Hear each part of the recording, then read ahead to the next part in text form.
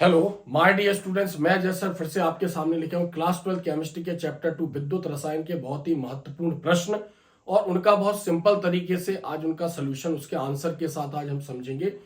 लगातार मैं आपके लिए बहुत ही इंपॉर्टेंट क्वेश्चनों पर वीडियो ला रहा हूं चैप्टर वाइज। मेरे चैनल पर हिंदी मीडियम और इंग्लिश मीडियम दोनों प्रकार के बच्चों के लिए कंटेंट मैंने बनाए हैं, उस पर बहुत अच्छे वीडियो।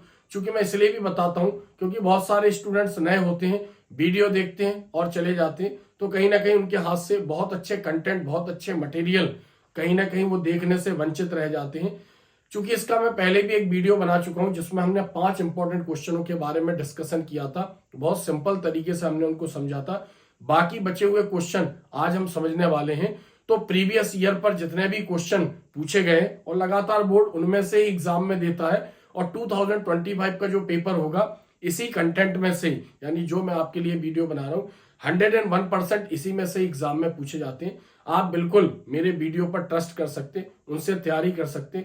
हाँ, यह है कि 1-2 नंबर के क्वेश्चन अगर बाहर जा रहे हैं तो कहीं ना कहीं वो आपके नॉलेज पर भी बेस्ड है, तो कहीं ना कहीं आप अपने नॉलेज के बेस पर, हो सकता है मैंने ना बताया हो तो ऐसे 1-2 नंबर के क्वेश्चन नए आ जाते हैं, तो कहीं ना कहीं साल भर आप पढ़ते भी आ रहे हैं तो आपके नॉलेज पर आप उसको सॉल्व कर सकते हैं। तो आप बने रहिए मेरे साथ। आज हम समझने वाले हैं चैप्टर 2। देख सकते हैं आप यहां पर विद्युत रसायन, अति महत्वपूर्ण प्रश्न बोर्ड परीक्षा 12वीं रसायन 2025 के लिए। तो यहां पर हम देखते हैं क्वेश्चन नंबर 6, मतलब आज के वीडियो का ये पहला क्वेश्चन है। लेकिन इसके पहले मैं 1 से लेके 5 क्वेश्चन इसके पार्ट 1 में मैं बता चुका हूं, इसलिए क्वेश्चन 6 से यहां पर हम स्टार्ट करेंगे। पहला क्वेश्चन है संक्षारण क्या है, या संक्षारण से आप क्या समझते हैं, या संक्षारण किसे कहते हैं, इस टाइप का मतलब कोई प्रश्न यहां पर चेंज कर सकता है। बट संक्षारण आपको ध्यान रखना, जंग लगने का विद्युत रासायनिक सिद्धांत। हम जानते हैं लोहे पर जब लोहा वातावरण से खराब होता है तो हम उसको बोलते हैं लोहे पर जंग लगना। और संक्षारण का विद्युत रासायनिक सिद्धांत, इस टाइप से क्वेश्चन एग्जाम में पहले भी कई बार पूछा गया, बार बार पूछते भी हैं। तो सबसे पहले हम बात करते हैं, हमारी प्रकृति में जितने भी पदार्थ हैं सभी कहीं ना कहीं रासायनिक तत्वों से मिलकर बने। जितने भी पदार्थ हैं, चूंकि अब तक 1 से लेके 118 तत्व खोजे जा चुके, जिनमें से 90 के ऊपर लगभग धातु हैं, बाकी अधातु हैं। चूंकि उपधातुएं हैं उसको भी धातुओं में इंक्लूड कर दिया गया। तो अब हम बात उन धातुओं की कर रहे हैं जो हमारे डेली लाइफ में यूज होती है। जैसे सोना हो गया, सोना मतलब गोल्ड, चांदी, सिल्वर, रजत भी बोलते हैं हम इसको, प्लेटिनम हो गया, कॉपर, इसको तांबा भी बोलते हैं, एल्यूमिनियम हो गया, लोहा हो गया। ये जो धातुएं हैं कहीं ना कहीं डेली लाइफ में हमारे लिए ये बहुत उपयोगी हैं, और बहुत सारे हम देखते भी हैं आभूषणों के रूप में, बर्तनों के रूप में, कहीं ना कहीं पात्रों के रूप में इनका उपयोग करते हैं। तो जो धातुएं हमारे संपर्क में है, जिनका यूज है हमारे डेली लाइफ में, कहीं ना कहीं वातावरण में उपस्थित नमी और गैसों के द्वारा धीरे धीरे ये खराब होने लगती है, यानी इनकी सतह पर अवांछनीय यौगिक जमा होने लगते हैं जो किसी काम के नहीं है। ऑक्साइड हो सकते, कार्बोनेट हो सकते, सल्फाइड हो सकते, हाइड्रोक्साइड हो सकते। ऐसा आपने छोटी क्लासों में 10th क्लास में भी आपने पढ़ा होगा। तो वातावरण में उपस्थित नमी और गैसों के द्वारा धातुओं की सतह का धीरे धीरे खराब होना या उनकी सतह पर अवांछनीय यौगिकों का जमा हो जाना संक्षारण कहलाता है। तो धातुओं के खराब होने के लिए वर्ड यूज किया गया है संक्षारण। अब कुछ धातुएं जो ज्यादा क्रियाशील होती हैं वो खराब हो जाती हैं, मतलब परमानेंट, जैसे लोहे पर जंग लग जाता है। और जैसे सोना हो गया, चांदी हो गया, इनकी भी सतह मलिन हो जाती है। जब हम इनको खरीदते हैं तो सतह चमकदार होती है, लेकिन धीरे धीरे पानी के संपर्क में, गैसों के संपर्क में आने पर खराब हो जाती है। तो इस प्रकार धातुओं का टेम्परेरी यानी अस्थायी रूप से या स्थायी रूप से खराब होने की क्रिया संक्षारण कहलाती है। तो हम देखते हैं यहां पर संक्षारण वह प्रक्रिया जिसमें धातुओं की सतह वातावरण में उपस्थित नमी, नमी का मतलब यहां पर H2O से, नमी और गैसों। अब गैसों में बहुत सारी गैसें हमारे वातावरण में, तो धातुओं के खराब होने के लिए जैसे ऑक्सीजन रिस्पॉन्सिबल है, CO2 कार्बन डाइऑक्साइड हो गया, H2S हाइड्रोजन सल्फाइड हो गया, इस टाइप की गैसें। तो धातुओं की सतह वातावरण में उपस्थित नमी और गैसों के साथ क्रिया करके अवांछनीय यौगिक मतलब ऐसे यौगिक बन जाएंगे जो किसी काम के नहीं है, अवांछनीय यौगिकों में परिवर्तित हो जाती है, संक्षारण कहलाती है। तो क्लियर है, यानी धातुओं की सतह वातावरण में उपस्थित नमी मतलब H2O। चूंकि धातुओं के खराब होने का सबसे बड़ा रीजन पानी है, पहले उनकी सतह पर जल जमा होता है यानी H2O, फिर वो गैसों को अवशोषित करता है, फिर दोनों मिलकर उस धातुओं की सतह से क्रिया करती हैं और अवांछनीय यौगिक बनाती है, संक्षारण कहलाती है। अब यहाँ पर उदाहरण देख सकते हैं, लोहे पर जंग लगना। लोहे पर जंग लगना एक संक्षारण का उदाहरण है। तांबे के बर्तनों का हरा नीला होना, सोने व चांदी के आभूषणों का काला पड़ना या काला हो जाना, ये सब संक्षारण के उदाहरण। अब हम इन्हीं धातुओं की बात क्यों कर रहे हैं, क्योंकि यही धातुएं हमारी डेली लाइफ में यूज हो रही हैं। अब जंग लगने या संक्षारण का विद्युत रासायनिक सिद्धांत, इसको हम समझते हैं जंग लगने का या संक्षारण का विद्युत रासायनिक सिद्धांत। तो यहाँ पर एक डायग्राम के थ्रू हम समझेंगे, थोड़ा सा अपनी फाइल को ऊपर करेंगे, यहां पर हम इसको समझेंगे, फिर हम अपनी फाइल पर आ जाएंगे।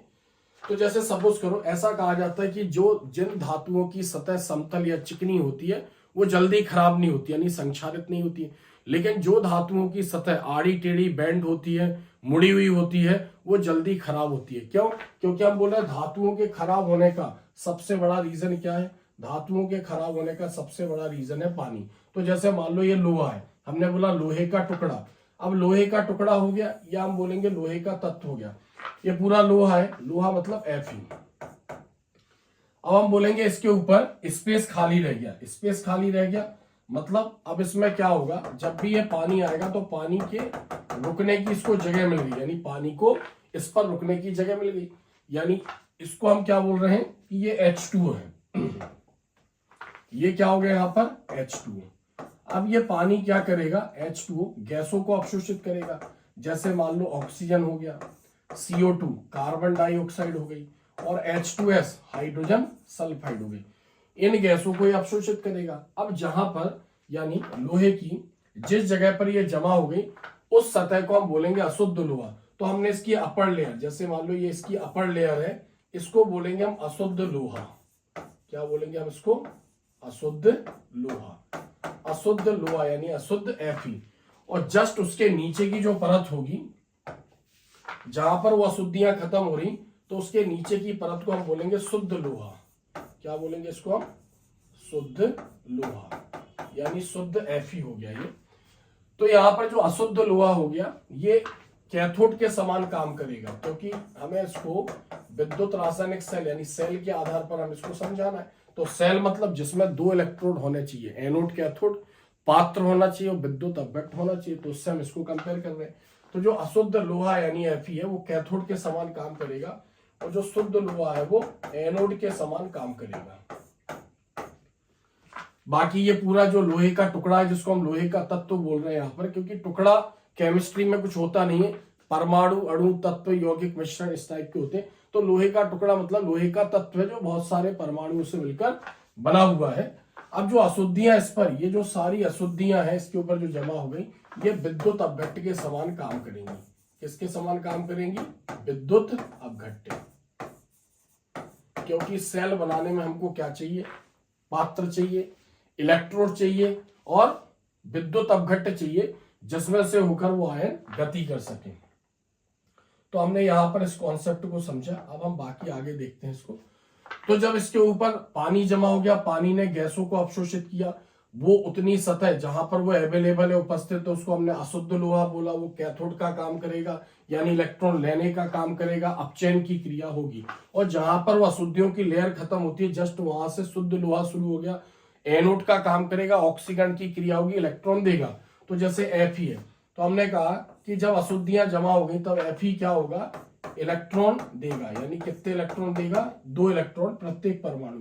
इसके ऊपर चार्ज क्या आ जाएगा? 2+ चार्ज आ जाएगा। तो पहले ये था ठोस, ठोस मतलब सॉलिड Fe, और अब ये कहां चला गया? अशुद्धियों में चला गया, यानी ये भी यहां जाएगा और इलेक्ट्रॉन भी अशुद्धियों के संपर्क में। तो पहले प्रोसेस क्या हो रही है हम इसको समझते हैं। यहां पर पहले Fe सॉलिड था और उसने क्या किया? अपने इलेक्ट्रॉन लूज किए। अपने इलेक्ट्रॉन लूज किए यानी कौन सी प्रोसेस हो रही है यहां पर? ऑक्सीकरण। कौन सी क्रिया हुई यहां पर? ऑक्सीकरण। अब Fe2+ यानी फेरस में कन्वर्ट हो गया और 2 इलेक्ट्रॉन। इस पार्ट को हमने बोला एनोड, क्योंकि हम क्या बोलते हैं सेल में जहां इलेक्ट्रॉन दिए जाते हैं वो एनोड के समान कार्य करता है और इलेक्ट्रॉन निकलने की प्रोसेस ऑक्सीकरण कहलाती है। अब Fe2+ और इलेक्ट्रॉन यहां पर गए, तो जो अशुद्धियों में H2O था और ऑक्सीजन, उसने इलेक्ट्रॉन से क्रिया करी और अब ये किस में कन्वर्ट हो गया, OH negative ion, hydroxide ion में। चूंकि H2 और O2 के द्वारा इलेक्ट्रॉन ग्रहण किए गए जो आयरन ने त्यागे, इसलिए इलेक्ट्रॉन ग्रहण करने की क्रिया यहाँ पर क्या कहलाएगी, अपचयन कहलाएगी। तो सेल का वो पार्ट जिस पर इलेक्ट्रॉन ग्रहण किए जाएंगे वो कैथोड कहलाने लगता है, तो हमने यहाँ पर मान लिया उसको कैथोड। अब यहीं पर क्या बन गए, यहाँ पर OH नेगेटिव फॉर्म हो गए। अब OH नेगेटिव भी यहाँ पर फॉर्म हो गया और जो Fe2+ है वो भी वहां जा रहा है, यानी ये दोनों मिलकर Fe2+ और OH नेगेटिव आयन ये आपस में क्रिया करेंगे और किसमें कन्वर्ट होगा, ये FeOH whole twice, ferrous hydroxide. क्योंकि इसकी वैलेंसी 2 है, इसकी वैलेंसी -1 है, रिएक्शन को बैलेंस करने के लिए, यानी उस उत्पाद को बैलेंस करने के लिए हमने FeOH होल ट्वाइस लिखा, तो ये बना। अब यहां पर क्या हो गया, अब यहां पर फॉर्म हो गया फेरस हाइड्रोक्साइड, यानी FeOH होल ट्वाइस, ये भी यहां पर बन गया।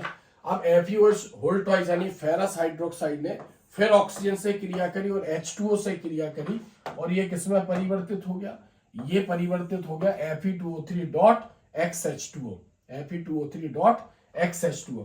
अब यहां पर जो आयरन की वैलेंसी, क्योंकि ऑक्सीजन की -2 और 3 ऑक्सीजन है, -6, 2 से डिवाइड करेंगे तो 3 आ जाएगा। इसका मतलब यहां पर आयरन ने 3 इलेक्ट्रॉन दिए। जब आयरन 3 इलेक्ट्रॉन देगा तो ये फेरिक कहलाता है, तो H2O इसके साथ अटैच है, तो H2O को क्या बोल रहे हैं यहाँ पर, हाइड्रेटेड, और Fe2O3 को बोल रहे हैं यहाँ पर ferric oxide, hydrated ferric oxide, ये यहाँ पर फॉर्म हुआ। इसी को हम सामूहिक रूप से, जो इसका साधारण नाम होता है, इसको बोलते हैं हम जंग। तो इस प्रकार जंग लगने की प्रक्रिया चलती रहती है। तो अभिक्रिया के रासायनिक समीकरण हमने समझे, क्या बोल रहे हैं, इस प्रकार जंग लगने की प्रक्रिया चलती रहती है। तो पहले जो Fe है, यानी शुद्ध लोहे का जो पार्ट है, जहां अशुद्धियां है उसको हमने अशुद्ध लोहा माना, तो Fe 2 इलेक्ट्रॉन देगा, फेरस में कन्वर्ट होगा और H2O O2 उसके इलेक्ट्रॉन से क्रिया करेंगे, हाइड्रोक्साइड में कन्वर्ट हो जाएंगे। फिर फेरस और हाइड्रोक्साइड मिलकर फेरस हाइड्रोक्साइड बनाएंगे। फिर फेरस हाइड्रोक्साइड ऑक्सीजन और H2O से क्रिया करके Fe2O3H2O, XH2O। चूंकि यहाँ रिएक्शन को बैलेंस करना है, क्योंकि यहाँ पर इसमें Fe2 है इसलिए हमने यहाँ पर 2 लगाया। रिएक्शन को बैलेंस करना है तो यहाँ जल ऑक्सीजन का आधा अणु यूज होगा। X चूंकि जल के अणुओं की संख्या निर्धारित नहीं है, इसलिए यहां पर हम कहते हैं कि XH2O, यानी H2O की संख्या जो है वो अनगिनत हो सकती है। तो ये रासायनिक समीकरण। अब हम इस पूरे को, फाइल को अपना ऊपर करते हैं, आप इसको ध्यान से देख लेना, इसका स्क्रीनशॉट ले लेना। अब हम ऊपर चलते हैं, तो क्या पढ़ रहे थे हम, संक्षारण क्या है। तो हमने संक्षारण की परिभाषा पढ़ी, संक्षारण क्या है। फिर हमने उदाहरण देखा, लोहे पर जंग लगना, यानी जंग लगना है संक्षारण का विद्युत रासायनिक सिद्धांत। तो लोहे पर जंग लगना संक्षारण का एक प्रमुख उदाहरण है। रासायनिक रूप से, यानी रासायनिक दृष्टि से जो जंग है वो Fe2O3 और इसका नाम होता है हाइड्रेटेड फेरिक ऑक्साइड, ये जंग होता है। इसको ध्यान रखना, ये ऑब्जेक्टिव में भी पूछते हैं। लोहे पर जंग लगने की क्रिया को विद्युत रासायनिक सिद्धांत यानी सेल के आधार पर समझाया जा सकता है। इस सिद्धांत के अनुसार अशुद्ध लोहे की सतह, यानी लोहे का वो पार्ट जहां पर जल और गैसें अवशोषित हुई है, उसको हमने अशुद्ध लोहा माना। तो अशुद्ध लोहे की सतह एक विद्युत रासायनिक सेल की तरह कार्य करती है, विद्युत रासायनिक सेल की तरह कार्य करती है, जिसे संक्षारण सेल कहते हैं, जिसमें शुद्ध लोहा, जो शुद्ध लोहा है वो एनोड का काम करेगा और अशुद्ध लोहा जो है, अशुद्ध लोहा वो कैथोड के रूप में कार्य करेगा। और O2 व CO2 यानी गैसें हैं, O2 व CO2 युक्त नमी मतलब H2O की एक पतली परत जो उसके ऊपर जमा हो चुकी है, विद्युत अपघट्ट के रूप में कार्य करती है। तो ऐसे ये विद्युत रासायनिक सेल की भांति कार्य करने लगता है। तो लोहे पर जंग लगना संक्षारण का एक प्रमुख उदाहरण है। रासायनिक रूप से जंग Fe2O3.XH2O हाइड्रेटेड फेरिक ऑक्साइड होता है। लोहे में जंग लगने की क्रिया को विद्युत रासायनिक सिद्धांत के आधार पर समझाया जा सकता है। इस सिद्धांत के अनुसार अशुद्ध लोहे की सतह एक विद्युत रासायनिक सेल की तरह कार्य करती है, जिसे संक्षारण सेल कहते हैं, जिसमें शुद्ध लोहा एनोड और अशुद्ध लोहा कैथोड के रूप में कार्य करता है। O2 व CO2 युक्त नमी H2O, नमी मतलब H2O की पतली परत विद्युत अपघट्ट के रूप में कार्य करती है। तो हमें संक्षारण बताना था और लोहे पर जंग लगने का विद्युत रासायनिक सिद्धांत या संक्षारण का विद्युत रासायनिक सिद्धांत और अभिक्रिया के समीकरणों को अभी हमने समझा है। नेक्स्ट दूसरा क्वेश्चन है, यानी 7वें नंबर का क्वेश्चन। अब इस क्वेश्चन को देखते हैं हम। प्रश्न 7वां, संक्षारण किसे कहते हैं? इसको प्रभावित करने वाले कारक। संक्षारण मतलब धातुओं का धीरे धीरे खराब होना, स्थायी या अस्थायी रूप से। बचाव के उपाय, कैसे हम संक्षारण को बचा सकते हैं? संक्षारण क्या है, संक्षारण की क्रिया को और कौन कौन से कारक प्रभावित कर सकते हैं, उससे कैसे बचा जा सकता है। तो संक्षारण की परिभाषा तो अभी हमने पढ़ी है थोड़ी देर पहले। वह प्रक्रिया जिसमें धातुओं की सतह वातावरण में उपस्थित नमी और गैसों के साथ क्रिया कर अवांछनीय यौगिकों में परिवर्तित हो जाती है, संक्षारण कहलाती है। उदाहरण भी अभी हमने पढ़े हैं। लोहे पर जंग लगना, तांबे के बर्तनों का हरा नीला होना और चांदी और सोने के आभूषणों का काला हो जाना।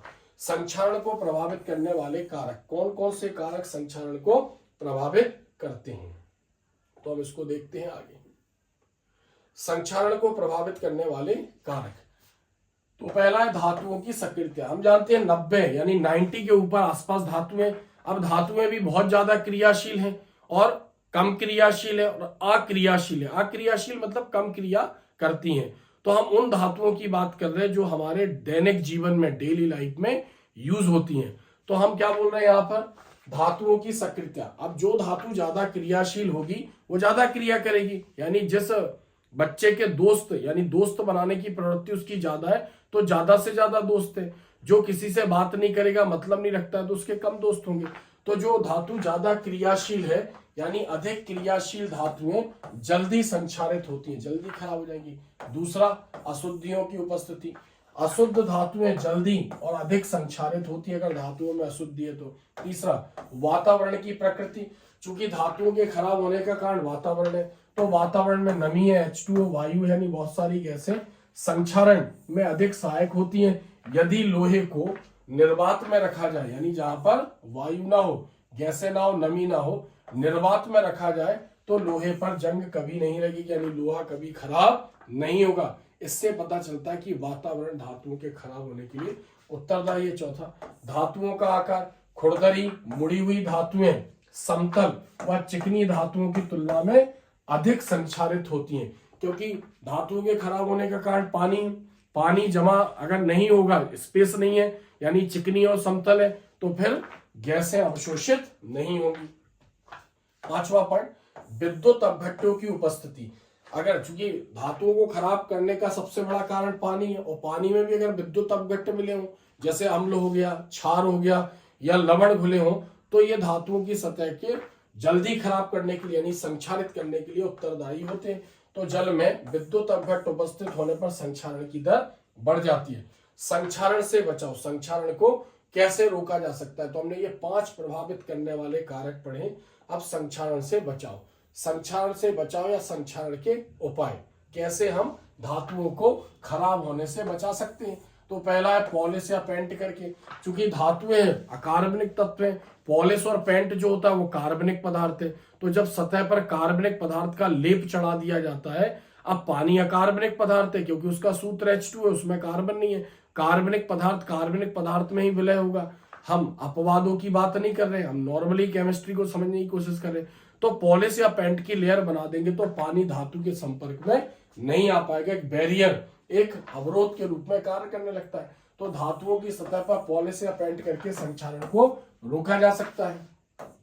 विद्युत लेपन या इलेक्ट्रोप्लेटिंग, विद्युत लेपन को इंग्लिश में इलेक्ट्रोप्लेटिंग बोलते हैं। तो जैसे पॉलिश या पेंट पोत दिया, उसी प्रकार एक धातु के ऊपर दूसरी धातु की परत चढ़ाने की क्रिया विद्युत लेपन या इलेक्ट्रोप्लेटिंग कहलाती है।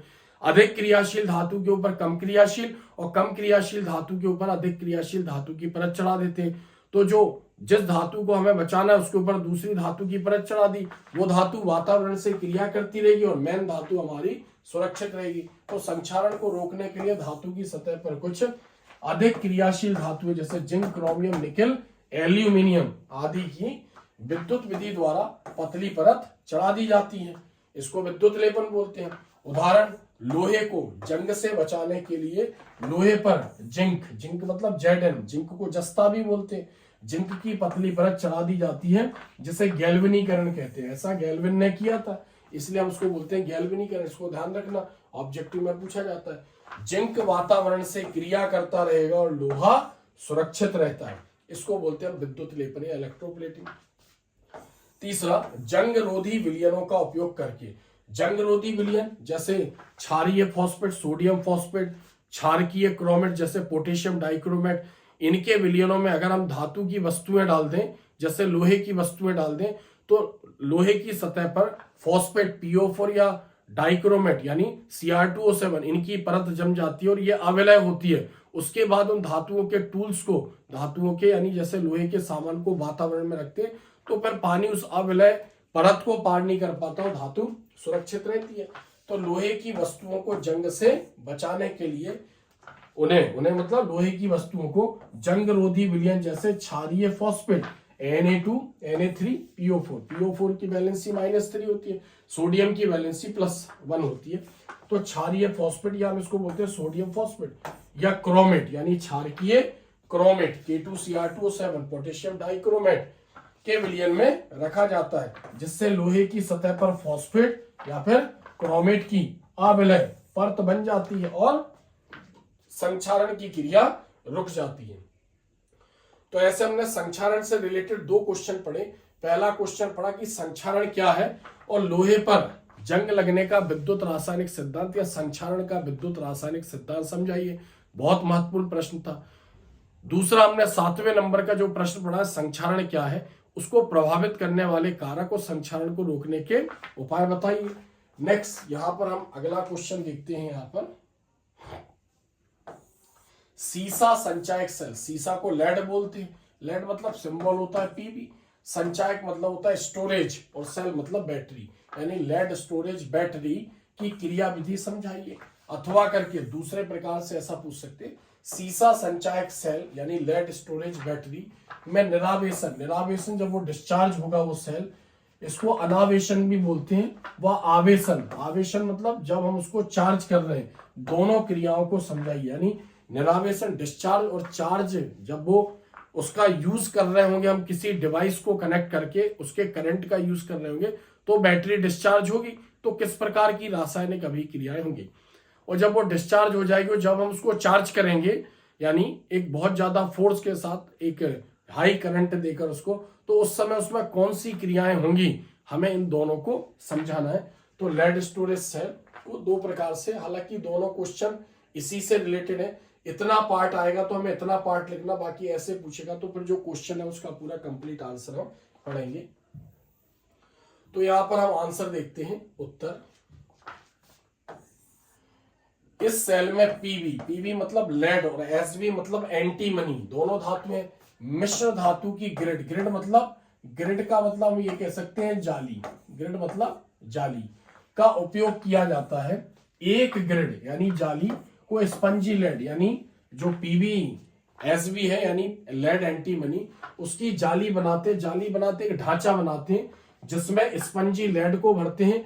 ऐसा करते हैं तो वो एनोड का काम करेगा, यानी उस पर ऑक्सीकरण की क्रिया होगी, यानी लेड इलेक्ट्रॉन वहां पर लूज करके विलयन में आ जाएगा Pb2+ के रूप में।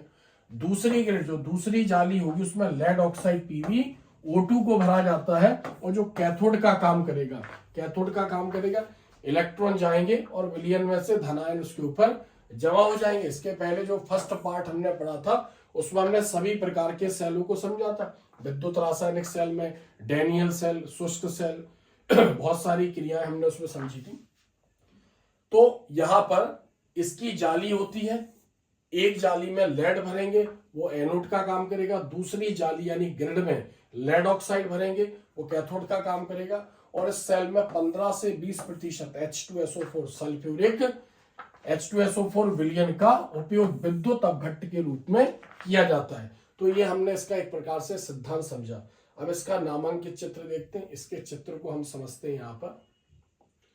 तो यहाँ पर देखो ये जो ग्रिड है ये जाली है, अब ये एक ढांचा है जिसके अंदर लेड भर दिया, क्या भर दिया, लेड यानी पीबी। अब इस पर इसे एनोड बनाएंगे क्योंकि इस पर ऑक्सीकरण की क्रिया होगी। और जो दूसरा है उसमें PbO2, यानी यहां पर हम इसको देखते हैं PbO2, लेड ऑक्साइड भर दिया गया, कैथोड का काम करेगा, इस पर अपचयन की क्रिया होगी। और जो दोनों ढांचे यानी जो उसका बाहरी खोल है वो क्या है, PbSb यानी लेड एंटीमनी मिश्र धातु। क्या है ये, मिश्र धातु, क्योंकि दोनों ही क्या है यहाँ पर धातु है। और इसके अंदर जो विलयन भरा गया है, वो विलयन जो लिया गया इसके अंदर वो H2SO4 है। H2SO4 का विलयन यहाँ पर लिया गया। तो H2SO4 जब आयनित होगा तो H प्लस में और SO4 2 माइनस सल्फेट आयन में आयनित होगा। तो इसको आपको ध्यान रखना है क्योंकि आगे हम इसकी क्रियाएं पढ़ेंगे। तो जो एनोड है उसमें लेड है और एनोड का काम करेगा यानी ऑक्सीकरण क्रिया होगी। और जो यहाँ पर कैथोड है उसमें लेड ऑक्साइड है, अपचयन की क्रिया होगी, यहाँ पर कैथोड का काम करेगा। अब हम इसमें होने वाली अभिक्रियाओं को समझते हैं। अभिक्रियाओं के रासायनिक समीकरण। अब क्वेश्चन क्या था, सीसा संचायक सेल को सचित्र वर्णन कीजिए, क्रिया विधि के साथ समझाइए, तो पूरा लिखना है। और अथवा में था केवल डिस्चार्जिंग और चार्जिंग के समय होने वाली क्रियाओं को समझाना, तो फिर हमें इस टाइप का यहाँ पर लिखना है, यानी दो प्रकार की यहाँ पर हेडिंग है। तो अभिक्रियाओं के रासायनिक समीकरण, लेड स्टोरेज, अथवा सीसा संचायक सेल में निरावेशन यानी जब डिस्चार्ज होगा और आवेशन जब उसको चार्ज करेंगे के रासायनिक समीकरण। तो यहाँ पर ये क्रियाएं हैं जिनको हम समझने वाले हैं अभी।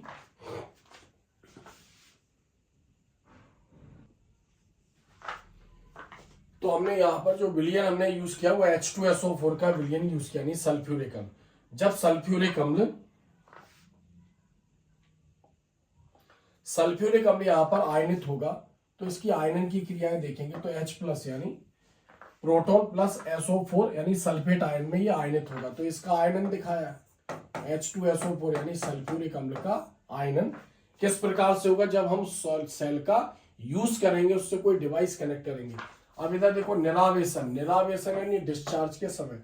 डिस्चार्ज के समय क्या होगा, जो लेड होगा यानी एनोड से लेड अपने इलेक्ट्रॉन SO4 को देगा। चूंकि इलेक्ट्रॉन दे रहा है यहाँ पर यानी इलेक्ट्रॉन इससे निकल रहे हैं, यहाँ पर हमने देखा। तो Pb के ऊपर +2 चार्ज हो जाएगा, SO4 से क्रिया कर लेगा और PbSO4 एक उदासीन यौगिक यहाँ पर बनेगा। चूंकि उससे इलेक्ट्रॉन निकले, लेड से इलेक्ट्रॉन निकले हैं और SO4 से वो क्रिया कर रहा है।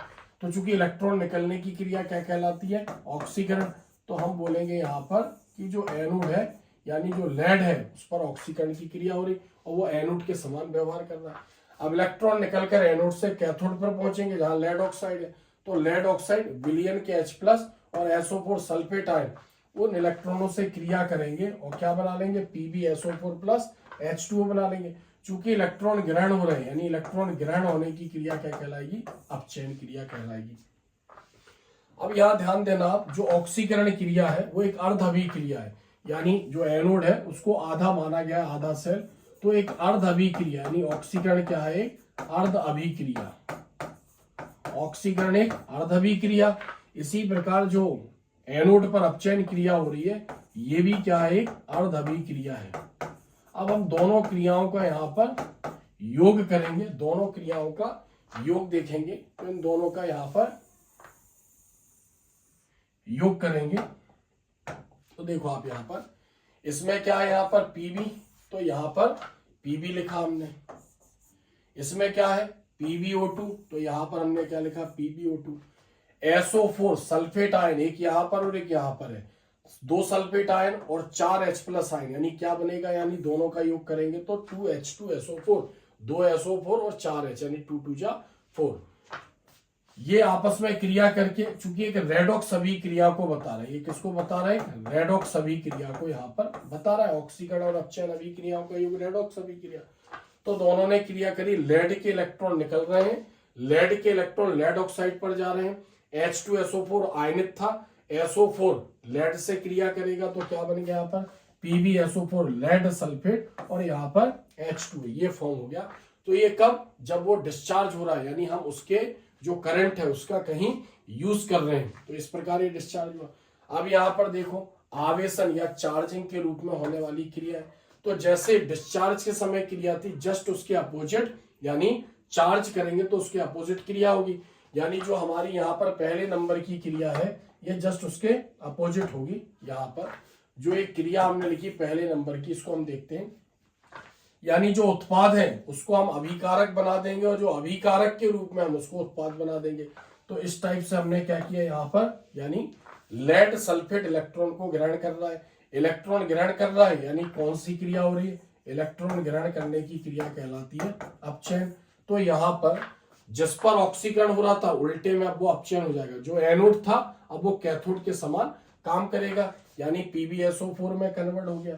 फिर जो सेकंड नंबर की रिएक्शन है इसकी जस्ट उल्टी ये वाली रिएक्शन होगी, यानी ये फर्स्ट नंबर की होगी और ये सेकंड नंबर की होगी। तो यहाँ पर जो उत्पाद थे वो अभिकारक PbSO4 + 2H2।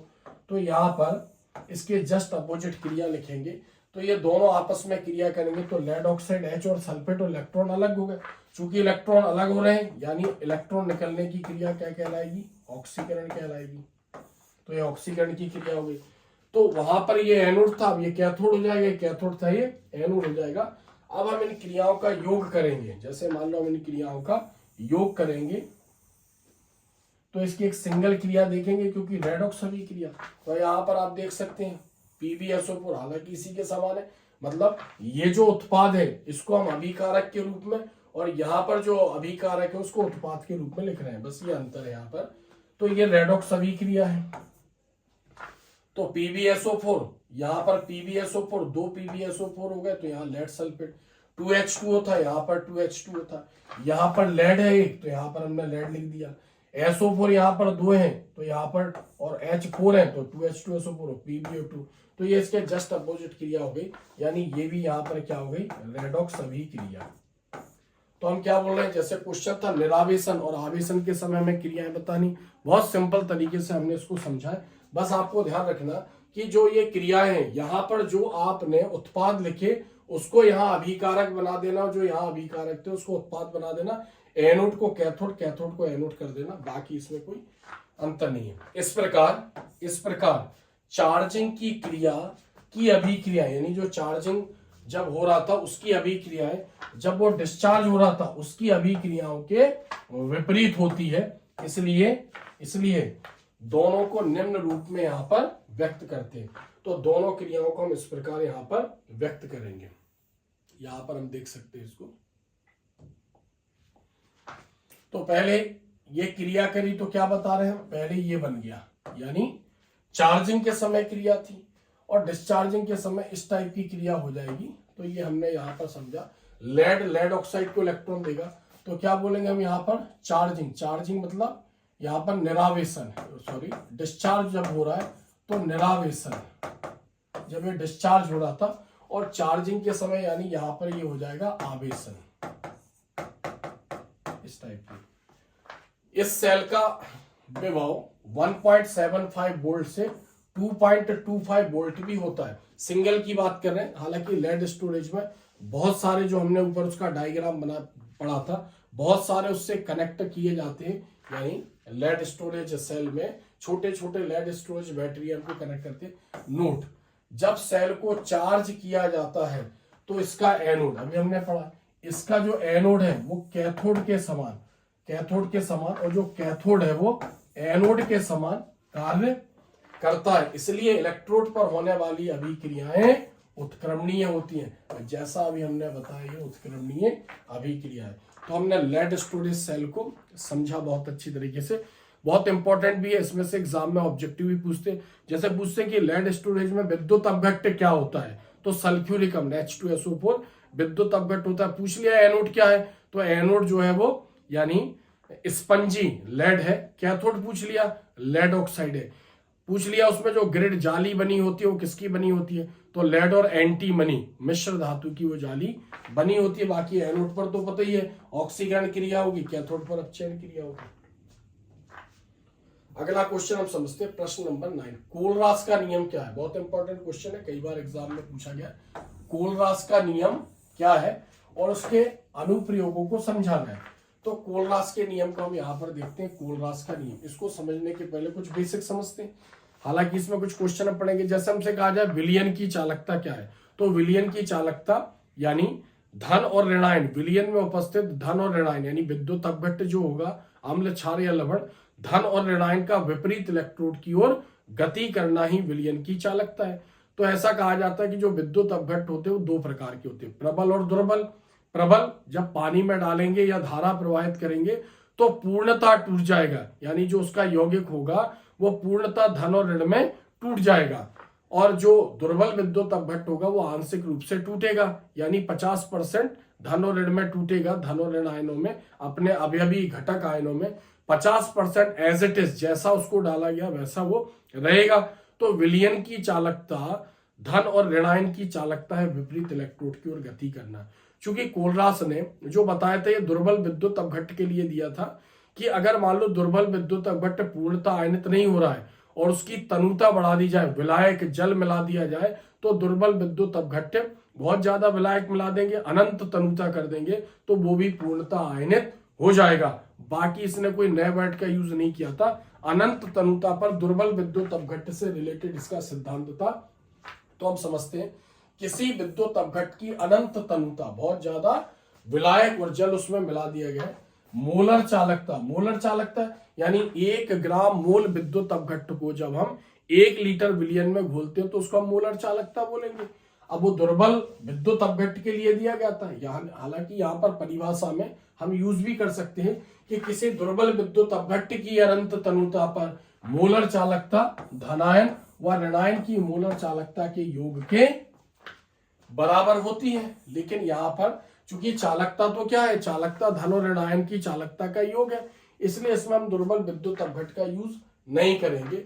इसे कोलरास का नियम कहते हैं। कुछ बुकों में दिया भी है, किसी दुर्बल विद्युत अपघट्ट की अनंत तनुता पर मोलर चालकता धनायन और ऋणायन की मोलर चालकता के योग के बराबर होती है, इसे कोलरास का नियम कहते हैं।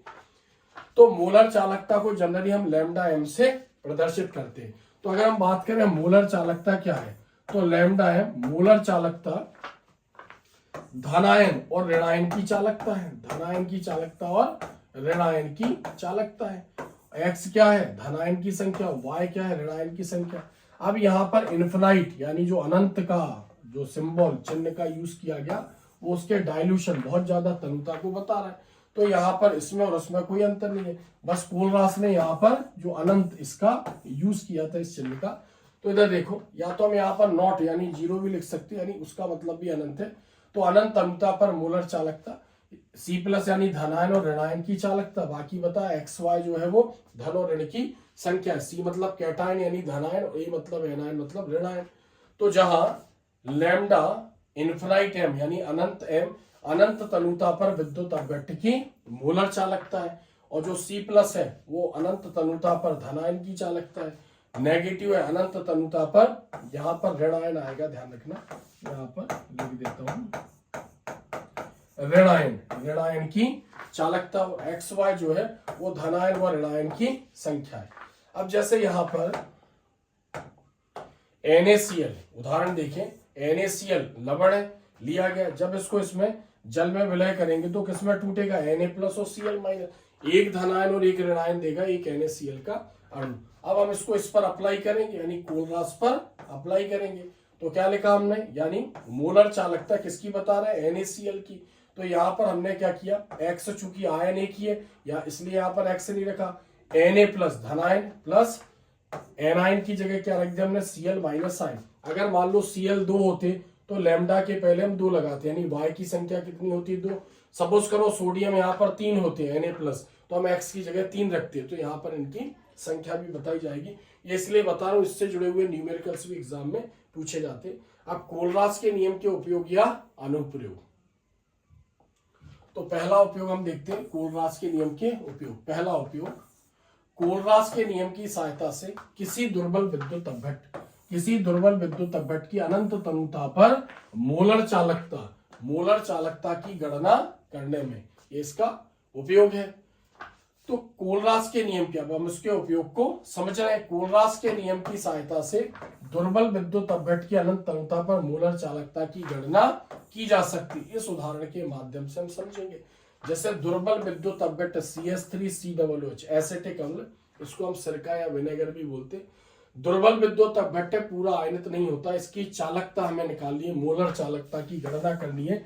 इसके लिए 3 प्रबल विद्युत अपघट्ट का यूज करेंगे, HCl hydrochloric, sodium acetate NaCl sodium chloride, जैसे प्रबल विद्युत अपघट्ट, ये तीनों क्या है, ये तीनों प्रबल विद्युत अपघट्ट हैं। इनका उपयोग करेंगे दुर्बल विद्युत अपघट्ट एसिटिक अम्ल की चालकता ज्ञात करने में, इसकी सहायता से करेंगे प्रायोगिक रूप से।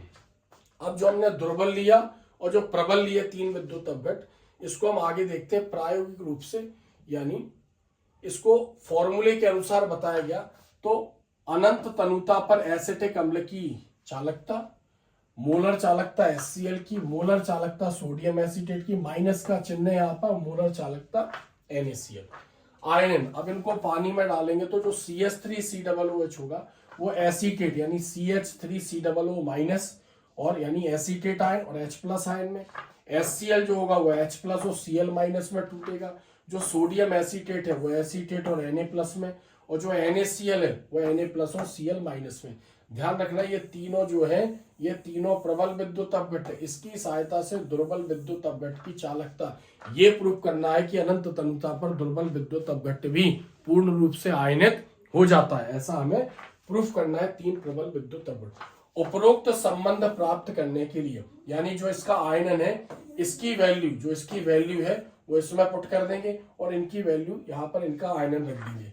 तो जब हम इसकी जगह इसका आयनन रखेंगे तो दोनों में लैम्डा कॉमन है, तो लैम्डा इन्फिनाइट कॉमन निकाल लेंगे तो ये अंदर आ जाएगा CH3COO minus plus H plus, क्योंकि हम क्या कर रहे हैं इसकी जगह इसके आयनन को रखेंगे, लैम्डा कॉमन ले लिया, इसकी जगह ये वैल्यू रख दी।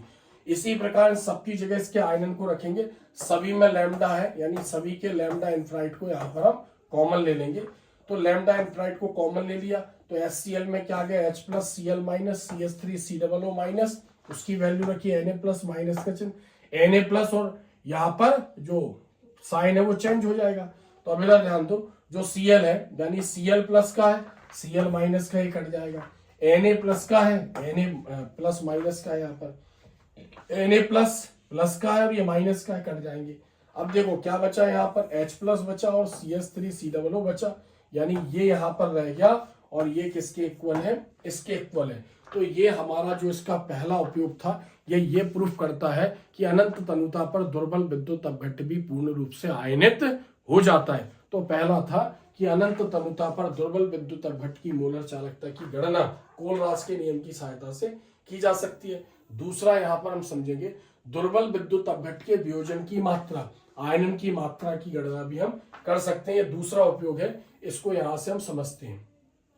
तो कोलरास के नियम की सहायता से, कोलरास के नियम की सहायता से दुर्बल विद्युत अपघट्ट की अनंत तनुता पर वियोजन मतलब उसके अपघटन आयनन की मात्रा ज्ञात की जा सकती है। उदाहरण, अनंत तनुता पर दुर्बल विद्युत अपघट्ट पूर्ण रूप से आयनित हो जाता है, अतः स्थिर ताप पर दुर्बल विद्युत अपघट्ट यानी जो दुर्बल विद्युत अपघट्ट डाला गया उसके वियोजन की मात्रा को अल्फा से प्रदर्शित करेंगे। उसके किसी निश्चित आयतन यानी निश्चित आयतन पर मोलर चालकता देखेंगे और फिर अनंत तनुता पर मोलर चालकता देखेंगे, तब समझ में आएगा कि कितना पदार्थ अपघटित हुआ है। तो वियोजन की मात्रा बराबर यानी अल्फा से प्रदर्शित करेंगे। तो क्या बोल रहे हैं हम, निश्चित आयतन पर मोलर चालकता और अनंत तनुता पर मोलर चालकता। अब अनंत तनुता पर मोलर चालकता अभी हमने पढ़ा है, यहाँ पर याद रखना, यहाँ नॉट यानी शून्य भी लगा सकते हैं, इनफाइनाइट इस साइन का भी यूज कर सकते हैं। तो अनंत तनुता पर मोलर चालकता अभी हमने समझा क्या होता है, X lambda C plus infinite plus Y lambda A minus और इनफाइनाइट, ये कोलरास का फॉर्मूला था। तो हम इसकी जगह इसको रख सकते हैं, तो इस फॉर्मूले को थोड़ा सा और आगे बढ़ा सकते हैं। तो क्या लिखेंगे हम, अल्फा वियोजन की मात्रा मतलब अल्फा। तो ऊपर क्या लिखा हुआ है, ऊपर लिखा हुआ है लैम्डा V यानी निश्चित आयतन पर मोलर चालकता और अपॉन इसकी जगह उसको रख देंगे। तो क्या हो जाएगा, X lambda C plus infinite अनंत plus Y lambda A minus infinite, ये हो जाएगा। तो ये यहाँ पर इसका फॉर्मूला आ गया।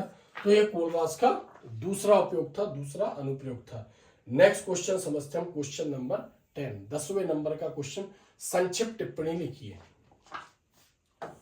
संक्षिप्त टिप्पणी लिखिए, परिभाषा सूत्र और इकाई बताना है। अब यहाँ क्या क्या दिया है, ओम का नियम, विशिष्ट चालकता और विशिष्ट चालकता अथवा करके, यानी जो विशिष्ट चालकता है हम इतना पढ़ेंगे उसमें। विशिष्ट चालकता क्या है, ये क्वेश्चन भी उसके ऊपर बन जाता है। इसका विशिष्ट प्रतिरोध से क्या संबंध है, इसकी इकाई क्या है, मतलब इसको हम इतना पढ़ेंगे कि क्वेश्चन भी एग्जाम में आता है तो आपको वही लिखना है। विशिष्ट प्रतिरोध, तुल्यांकी चालकता, आणविक चालकता। आणविक चालकता को मोलर चालकता के नाम से भी जानेंगे, मोलर चालकता। आणविक चालकता मतलब मोलर चालकता, मोलार कंडक्टिविटी। और सेल स्थिरांक, हम यहाँ पर इतने पॉइंट्स को समझेंगे। संक्षिप्त टिप्पणी में हर साल 1 से 2 एग्जाम में ये पूछे ही जाते हैं। बहुत सिंपल तरीके से हम इसको समझेंगे, जैसे हमने ऊपर के क्वेश्चन आंसरों को भी हमने समझा। तो यहां पर हम देखते हैं उत्तर, आंसर इसका ओम का नियम। आंसर ए, ओम का नियम जैसा हमने लिखा है वैसा सीक्वेंस में हम पढ़ेंगे। तो किसी चालक के मध्य या किसी चालक के बीच विभवांतर, यानी किसी चालक के ऊपर या उसके बीच लगाया गया विभवांतर उसमें प्रवाहित धारा के समानुपाती होता है। जैसे मान लो कोई धातु का तार है, अब हम इस पर विभवांतर लगा रहे हैं, इसको हम चार्ज दे रहे हैं, तो इसमें यानी इलेक्ट्रॉन उसको विद्युत के रूप में प्रवाहित करेंगे। तो इलेक्ट्रॉन एक सिरे से दूसरे सिरे पर उस करंट को, उस चार्ज को ले जाएंगे। तो हम क्या बोल रहे हैं, चालक के सिरे पर लगाया गया विभवांतर, यानी कोई हमने विभवांतर बैटरी के द्वारा उसको चार्ज दिया वोल्ट में, तो वो इलेक्ट्रॉन के रूप में, विद्युत के रूप में बहने लगेगा। तो हम क्या बोल रहे हैं, जितना हमने उसको चार्ज दिया उतना ही धारा उसके अंदर बहनी चाहिए, अगर उस चालक में कोई खराबी ना हो। जैसे कि हम सेल की बात करें तो मान लो कोई सेल है, विद्युत अपघटनीय सेल, पात्र हो गया, 2 इलेक्ट्रोड हो गए और कोई विद्युत अपघट उसमें रहा और ऊपर किसी बैटरी द्वारा हमने उसको चार्ज दिया। तो हम बोल रहे हैं जितना उसमें विभव है यानी चार्ज है उसका, वो इस इलेक्ट्रोड में धारा के रूप में बहना चाहिए और वो धारा अंदर रासायनिक क्रियाओं के रूप में यूज होनी चाहिए। ये ओम का नियम था। तो किसी चालक के मध्य बीच विभवांतर उसमें प्रवाहित धारा के समानुपाती होता है। हम और भी अच्छा देखते तो किसी चालक के सिरों पर लगाया गया विभवांतर उसमें यानी उस चालक में प्रवाहित विद्युत धारा के समानुपाती होता है। इसे ओम का नियम कहते हैं। अगर इतना भी लिख दिया आपने तो भी कोई दिक्कत नहीं है, डायरेक्ट हमने उसको बताया, नंबर मिल जाएंगे। तो विभवांतर किसके समानुपाती है, विद्युत धारा के। विभवांतर को बी में और धारा को आई में। समानुपाती का चिन्ह हटाएंगे, आर आ जाएगा, नहीं बी बराबर आर आई। आर को यहीं रहने दिया तो क्या आ जाएगा, B upon I equals to R, ये आ जाएगा। यानी जो प्रतिरोध है वो विभवांतर और विद्युत धारा का अनुपात है यहाँ पर। तो जहां आर एक समानुपाती स्थिरांक है जिसे चालक का प्रतिरोध कहते हैं, चालक का प्रतिरोध। और प्रतिरोध के बारे में हम जानते हैं, कोई चालक जिसमें से धारा प्रवाहित हो रही है वो खुद ही विद्युत धारा के मार्ग में रुकावट पैदा करता है। तो चाहे वो सेल हो के इलेक्ट्रोड हो या फिर कोई धातु का तार हो, तो किसी चालक में से प्रवाहित धारा यानी वो चालक उसके मार्ग में जो रुकावट पैदा करता है, कोई चालक या इलेक्ट्रोड, विद्युत अपघट में उपस्थित इलेक्ट्रोड विद्युत धारा के मार्ग में जो रुकावट पैदा करता है, उस रुकावट को, उस अवरोध को, उस चालक का प्रतिरोध कहते हैं, जिसे चालक का प्रतिरोध कहते हैं।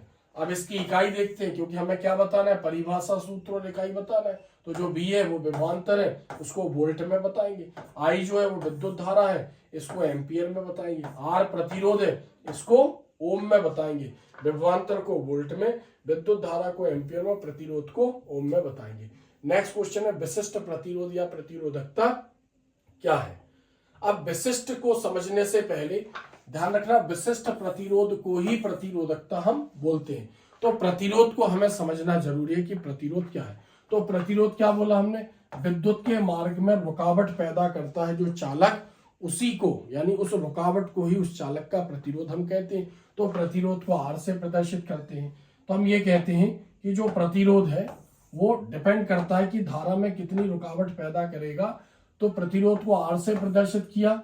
जो प्रतिरोध होता है वो चालक की लंबाई के समानुपाती होता है। इलेक्ट्रोड की लंबाई जितनी ज्यादा होगी प्रतिरोध उतना उत्पन्न होगा।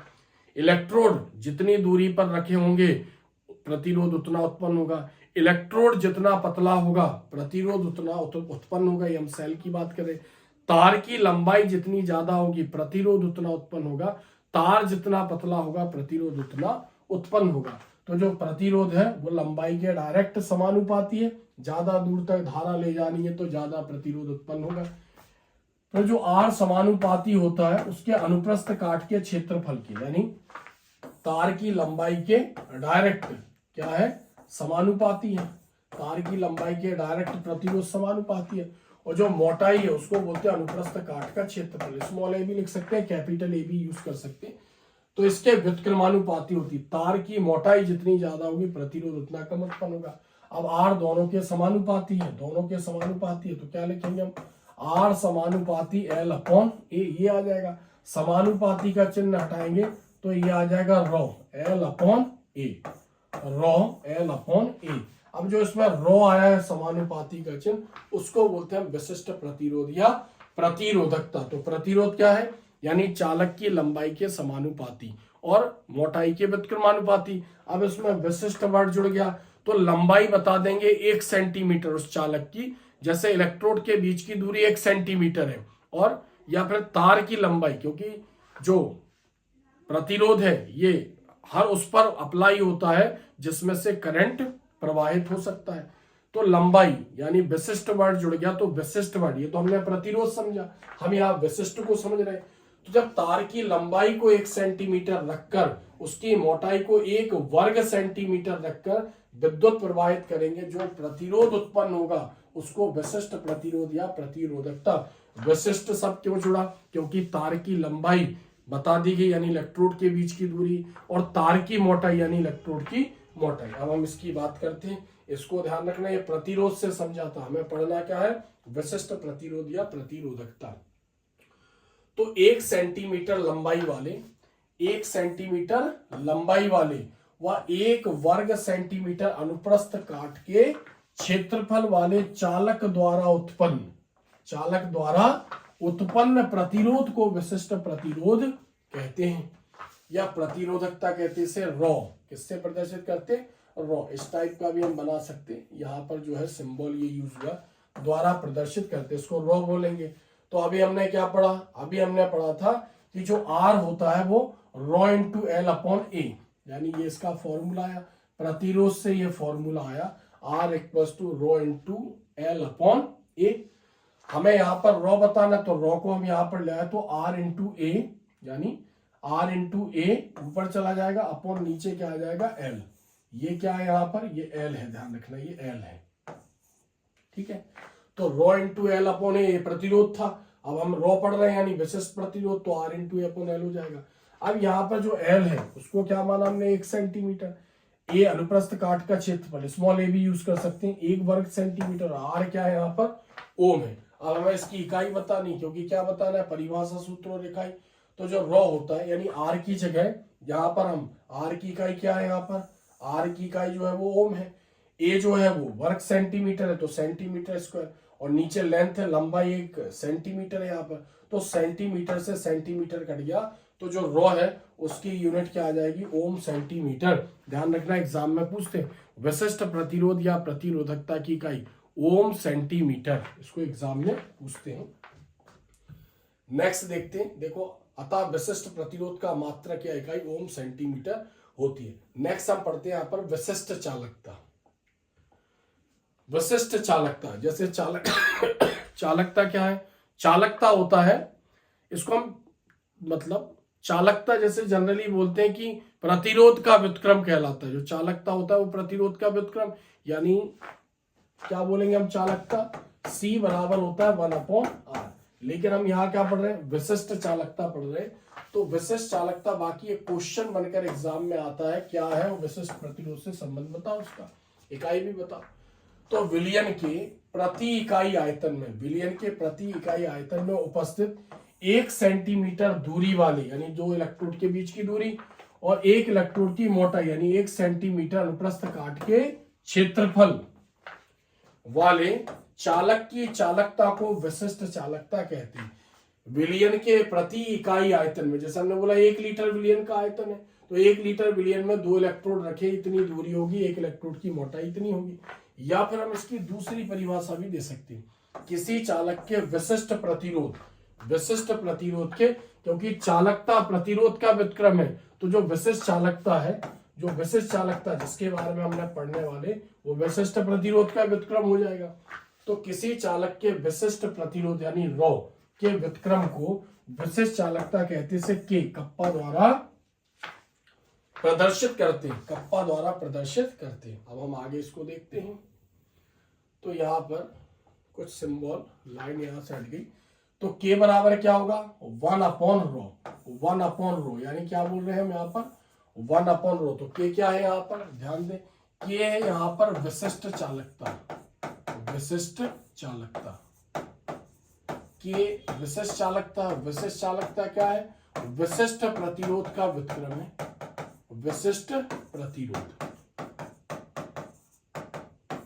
विशिष्ट चालकता विशिष्ट प्रतिरोध का व्युत्क्रम है। तो विशिष्ट चालकता को के से, कप्पा से, और विशिष्ट प्रतिरोध को रो से प्रदर्शित किया। के बराबर 1/रो, और हमने पढ़ा है 1/A, रो बराबर क्या होता है, R/A/L, यानी जो विशिष्ट प्रतिरोध होता है वो क्या है, प्रतिरोध और उसके अनुप्रस्थ काट का क्षेत्रफल और लंबाई। अब रो, के बराबर 1/रो है तो रो की वैल्यू रख देंगे। तो क्या आ जाएगा, रो की जगह हमने क्या रख दिया, R/A/L, इसको रख दिया R/A/L। तो K इक्वल्स टू 1/R/A/L हो गया। R/A या L को ऊपर ले जाएंगे तो K इक्वल्स टू क्या आ जाएगा, यहाँ पर K इक्वल्स टू आ जाएगा L/R/A। तो विशिष्ट चालकता क्या हो गया, लंबाई अपॉन प्रतिरोध और अनुप्रस्थ काट के क्षेत्रफल का अनुपात हो गया। अब हमें इसकी यूनिट बतानी है। तो ध्यान रखना, के बराबर क्या है, L/R है। तो L क्या है, सेंटीमीटर, लंबाई सेंटीमीटर, 1 सेंटीमीटर, R की यूनिट ओम है और ये सेंटीमीटर स्क्वायर है। तो आगे हम इसकी यूनिट देखते हैं। तो इधर हम इसको देखते हैं, लंबाई जो है वो 1 सेंटीमीटर, ए क्या है 1 सेंटीमीटर स्क्वायर, कैपिटल और ए स्मॉल ये दोनों ले सकते हैं, ध्यान रखना है। यहाँ पर आर क्या है, ओम है। तो यहाँ पर फॉर्मूला क्या था, फॉर्मूला क्या था, के इक्वल्स टू L/R/A था। तो L की जगह रख दिया सेंटीमीटर, R की जगह ओम और A की जगह सेंटीमीटर स्क्वायर। तो सेंटीमीटर से सेंटीमीटर कट गया तो क्या आ जाएगा, K बराबर 1/ओम सेंटीमीटर। ओम ऊपर जाएगा तो ओम इनवर्स, सेंटीमीटर ऊपर गया तो सेंटीमीटर इनवर्स। तो ऐसे इसकी जो यूनिट आ जाएगी, K मतलब विशिष्ट चालकता। विशिष्ट चालकता का मात्रक या इकाई ओम इनवर्स सेंटीमीटर इनवर्स होती है। तो ध्यान रखना, प्रतिरोध की इकाई ओम, विशिष्ट प्रतिरोध की इकाई ओम सेंटीमीटर, विशिष्ट चालकता की इकाई ओम इनवर्स सेंटीमीटर इनवर्स, चालकता की इकाई ओम इनवर्स, क्योंकि चालकता का व्युत्क्रम प्रतिरोध है और विशिष्ट चालकता का व्युत्क्रम विशिष्ट प्रतिरोध है। तो यहां पर इसकी इकाई, तो हम डायरेक्ट, चूंकि हमने बोला विशिष्ट चालकता का व्युत्क्रम विशिष्ट प्रतिरोध है, तो विशिष्ट प्रतिरोध की इकाई ओम सेंटीमीटर थी, तो उसका उल्टा हो जाएगा, यानी दोनों ऊपर जाएंगे तो ओम इनवर्स सेंटीमीटर इनवर्स। तुल्यांकी चालकता, नेक्स्ट हेडिंग देखते हैं हम यहाँ पर, तुल्यांकी चालकता। चूंकि केमिस्ट्री में जो भार होता है वो दो रूपों में व्यक्त करते हैं, एक अणु भार और एक तुल्यांकी भार। अणु भार, तुल्यांकी भार मतलब अणु भार किसी यौगिक के अम्लीयता या क्षारकता को, किसी यौगिक या अणु को, आयनिक यौगिक को पानी में डालेंगे तो जो धन या ऋण आयन की संख्या होगी उसकी संयोजकता होगी, धन या ऋण कोई एक लेना है। अणु भार को डिवाइड कर देंगे उससे तो उसकी तुल्यांकी चालकता निकल आएगी। तो 1 ग्राम तुल्यांक यानी तुल्यांकी भार का विद्युत अपघट का 1 ग्राम 1 लीटर में घोलेंगे, कितने धन और कितने ऋणायन गति करेंगे वो कहलाएगी उसकी तुल्यांकी चालकता। तो 1 ग्राम तुल्यांक विद्युत अपघट्ट को V क्यूबिक सेंटीमीटर विलियन में विलय करने पर या घोलने पर उत्पन्न कुल आयनों की चालकता को तुल्यांकी चालकता कहते हैं। इसे लैम्डा EQ, क्योंकि तुल्यांकी चालकता को इंग्लिश में इक्विवेलेंट कंडक्टिविटी बोलते हैं, तो इसलिए हम यहाँ पर ये वर्ड लाए EQ। EQ मतलब तुल्यांकी चालकता को बता रहा है। लैम्डा ऐसा भी यूज कर सकते हैं, लैम्डा EQ द्वारा प्रदर्शित करते हैं। तो 1 ग्राम तुल्यांक विद्युत अपघट्ट को V क्यूबिक सेंटीमीटर विलियन में घोलने पर उत्पन्न कुल आयनों की चालकता को तुल्यांकी चालकता कहते हैं, लैम्डा EQ से प्रदर्शित करते हैं। फिर क्या है, तुल्यांकी चालकता और विशिष्ट चालकता में संबंध। तो तुल्यांकी चालकता विशिष्ट चालकता इंटू आयतन, यानी विशिष्ट चालकता और आयतन का गुणनफल तुल्यांकी चालकता है। तो विशिष्ट चालकता को लैम्डा, ये तुल्यांकी चालकता को लैम्डा EQ से, विशिष्ट चालकता को K से और आयतन को V से प्रदर्शित किया। फिर हम बोले यदि CEQ यानी कोई पदार्थ है जिसका सिंबल CEQ है, CEQ ग्राम तुल्यांक विद्युत अपघट्ट को V क्यूबिक सेंटीमीटर या उसका अर्थ होता है 1000 मिलीलीटर विलियन में घोला गया है, विलियन में घोला गया है, तो इसका आयतन निकल जाएगा V इक्वल्स टू 1000 बटे CEQ। ये क्या निकल गया, इसका आयतन निकल गया। अब ये फॉर्मूला था लैम्डा EQ के मतलब विशिष्ट चालकता इंटू आयतन, V की जगह हम 1000 बटे CEQ रख देंगे, तो इस फॉर्मूले में V की वैल्यू रखेंगे तो ये फॉर्मूला यहां पर आ जाएगा, यानी लैम्डा EQ के इंटू 1000 बटे CEQ। अब हम क्या बोल रहे हैं, ग्राम तुल्यांक, ध्यान से सुनना, ग्राम तुल्यांक जब लीटर 1000 मिलीलीटर मतलब 1 लीटर, ग्राम तुल्यांक जब 1 लीटर में घुला होता है तो उसको हम नॉर्मलता बोलते हैं। क्या बोलते हैं हम, नॉर्मलता। 1 लीटर विलियन में उपस्थित विलय के ग्राम तुल्यांकों की संख्या को विलियन की नॉर्मलता कहते हैं, उसे कैपिटल N से प्रदर्शित करेंगे। तो CEQ क्या है, विलियन की नॉर्मलता। तो लैम्डा EQ यानी CEQ की जगह क्या रख दिया हमने, N रख दिया, तो ये फॉर्मूला बन गया lambda EQ equals to K into 1000 upon M। तो ये हमने तुल्यांक की चालकता समझी। अब हम इसकी इकाई समझ रहे हैं, यहां पर तुल्यांक की चालकता की इकाई, तो इसका फॉर्मूला था तुल्यांक की चालकता का, हमें इसकी यूनिट बतानी है, इकाई। तो लैम्डा EQ हम जानते हैं विशिष्ट चालकता की इकाई क्या होती है, विशिष्ट चालकता की इकाई होती है ओम इनवर्स सेंटीमीटर इनवर्स, और 1000 को हमने लिखा क्यूबिक सेंटीमीटर, और N यहाँ पर ग्राम तुल्यांक है, तो सेंटीमीटर इनवर्स और ये क्यूबिक सेंटीमीटर है, इसमें से एक लेस हो जाएगा तो सेंटीमीटर स्क्वायर बचेगा। तो सेंटीमीटर स्क्वायर ऊपर ओम इनवर्स सेंटीमीटर स्क्वायर और ग्राम तुल्यांक ऊपर जाएगा, तो ऐसे इसकी ये यूनिट निकल जाएगी लैम्डा EQ। ओम इनवर्स इसमें कोई चेंजेस नहीं हुआ, सेंटीमीटर क्यूब में से एक सेंटीमीटर इनवर्स लेस हो गया सेंटीमीटर स्क्वायर, और ग्राम तुल्यांक इनवर्स ये इसकी यूनिट आ गई। तो तुल्यांक की चालकता की इकाई ओम इनवर्स सेंटीमीटर इनवर्स ग्राम तुल्यांक इनवर्स होती है। इसको ध्यान रखना क्योंकि इसमें बहुत सारी यूनिट यूज हुई हैं और अनलिमिटेड बार ऑब्जेक्टिव में पूछी गई है, और जो हम पढ़ रहे हैं इसी में से आती है, कोई अलग से कोई यूनिट बना के वो नहीं देगा, बस कॉन्सेंट्रेशन का खेल है। नेक्स्ट पढ़ेंगे हम मोलर चालकता। अभी हम पढ़ रहे थे तुल्यांक की चालकता, तुल्यांक की चालकता और मोलर चालकता दोनों एक जैसी हैं। तुल्यांक की चालकता में 1 ग्राम तुल्यांक विद्युत अपघट्ट यूज हुआ, मोलर चालकता में 1 ग्राम मूल विद्युत अपघट्ट यूज होगा। बस आपको यह ध्यान रखना है। फिर मैं बता दूं, जो तुल्यांक की चालकता था उसको लैम्डा EQ से और मोलर चालकता को लैम्डा M से प्रदर्शित करेंगे। तो जहां आपने EQ यूज किया वहां पर हम M यूज करेंगे, जहां तुल्यांक वर्ड यूज किया वहां मोल वर्ड यूज करेंगे।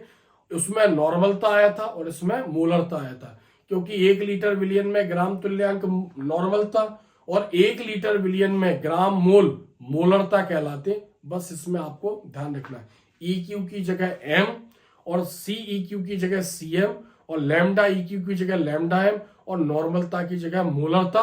बाकी दोनों परिभाषाएं लगभग एक जैसी यहां पर बताने की कोशिश करेंगे। तो 1 ग्राम मोल विद्युत अपघट्ट को V क्यूबिक सेंटीमीटर विलियन में घोलने पर उत्पन्न कुल आयनों की चालकता को मोलर चालकता कहते हैं, लैम्डा M द्वारा दर्शाते हैं। मोलर चालकता व विशिष्ट चालकता में संबंध। मोलर चालकता और विशिष्ट चालकता में संबंध, तो मोलर चालकता विशिष्ट चालकता और आयतन का गुणनफल है, तो ये इसका फॉर्मूला है। हमने क्या बताया, दोनों एक जैसा है, लैम्डा EQ की जगह लैम्डा M। यहां पर उसमें CEQ था, इसमें CM लिया। CM ग्राम मोल विद्युत अपघट्ट को V क्यूबिक सेंटीमीटर 1000 मिलीलीटर विलियन में विलय किया गया है, तो क्या लिखेंगे, उसका आयतन निकल आएगा। तो V बराबर हो जाएगा 1000 बटे CM, ये इसका आयतन निकल आया। V की वैल्यू उठा के यहां पर रख देंगे, तो क्या आ जाएगा, लैम्डा, यहां पर M लिखना है, क्या लिखना है यहां पर, लैम्डा M। तो lambda M equals to K into 1000 विशिष्ट चालकता इंटू 1000 अपॉन CM यानी ग्राम मोल। अब यहां पर जो ग्राम मोल है, जब 1 लीटर में घुलेगा, मोल 1 लीटर में घुलता है तो वो मोलरता कहलाती है, तो विलियन की मोलरता है। तो यहां पर हमने यहां पर क्या यूज किया, इसकी मोलरता M। 1000 मतलब क्यूबिक सेंटीमीटर पर लीटर और मोल पर लीटर, तो लीटर से लीटर यहां पर हम काट देंगे, यहां पर लीटर से लीटर। अब इसकी यूनिट निकालनी तो के की जगह क्या आ जाएगा, ओम इनवर्स सेंटीमीटर इनवर्स, 1000 को सेंटीमीटर क्यूब, और मोल, चूंकि मोल बचा है यहाँ पर, मोल अर्थात मोल पर लीटर, तो मोल ऊपर जाएगा, इसमें से इसको लेस कर देंगे तो हम देखते हैं यहाँ पर ओम इनवर्स सेंटीमीटर गया तो सेंटीमीटर स्क्वायर, मोल ऊपर जाएगा तो mole inverse, ohm inverse centimetre square mole inverse, ऐसे ये मोलर चालकता की यूनिट आ गई। तो यहाँ पर हम देख सकते हैं इसकी unit ohm inverse centimetre square mole inverse, ohm inverse centimetre square mole inverse. ध्यान रखना दोनों की यूनिट एक जैसी है, तो उसमें भी क्या था ओम इनवर्स, उसमें भी सेंटीमीटर स्क्वायर, उसमें ग्राम तुल्यांक था, इसमें मोल इनवर्स आ गया यहाँ पर। नेक्स्ट हम पढ़ेंगे सेल स्थिरांक। सेल स्थिरांक के बारे में हम समझेंगे।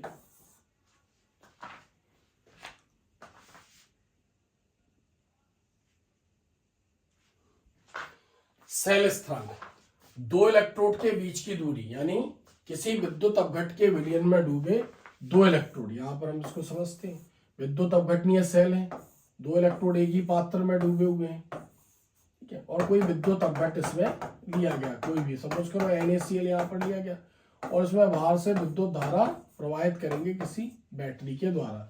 तो क्या बोल रहे हैं हम यहाँ पर, विद्युत अपघट में डूबे दो इलेक्ट्रोड के बीच की दूरी, तो ये दो इलेक्ट्रोड के बीच की दूरी हमने L मान ली, और एक इलेक्ट्रोड की मोटाई जो है वो हमने क्या मान ली A, अनुप्रस्थ काट का क्षेत्रफल। तो दो इलेक्ट्रोड के बीच की दूरी और एक इलेक्ट्रोड के अनुप्रस्थ काट, अनुप्रस्थ क्षेत्रफल यानी अनुप्रस्थ काट के क्षेत्रफल, यहां पर हमें इसको यूज करना है, अनुप्रस्थ काट के क्षेत्रफल का अनुपात को सेल स्थिरांक कहते हैं, यानी दो इलेक्ट्रोड के बीच की दूरी और एक इलेक्ट्रोड के अनुप्रस्थ काट के क्षेत्रफल के अनुपात को सेल स्थिरांक कहते हैं। सेल स्थिरांक को G स्टार से प्रदर्शित करते हैं। तो क्या बोल रहे हैं हम, यानी दो इलेक्ट्रोड के बीच की दूरी और एक इलेक्ट्रोड के अनुप्रस्थ काट के क्षेत्रफल के अनुपात को सेल स्थिरांक बोल रहे हैं।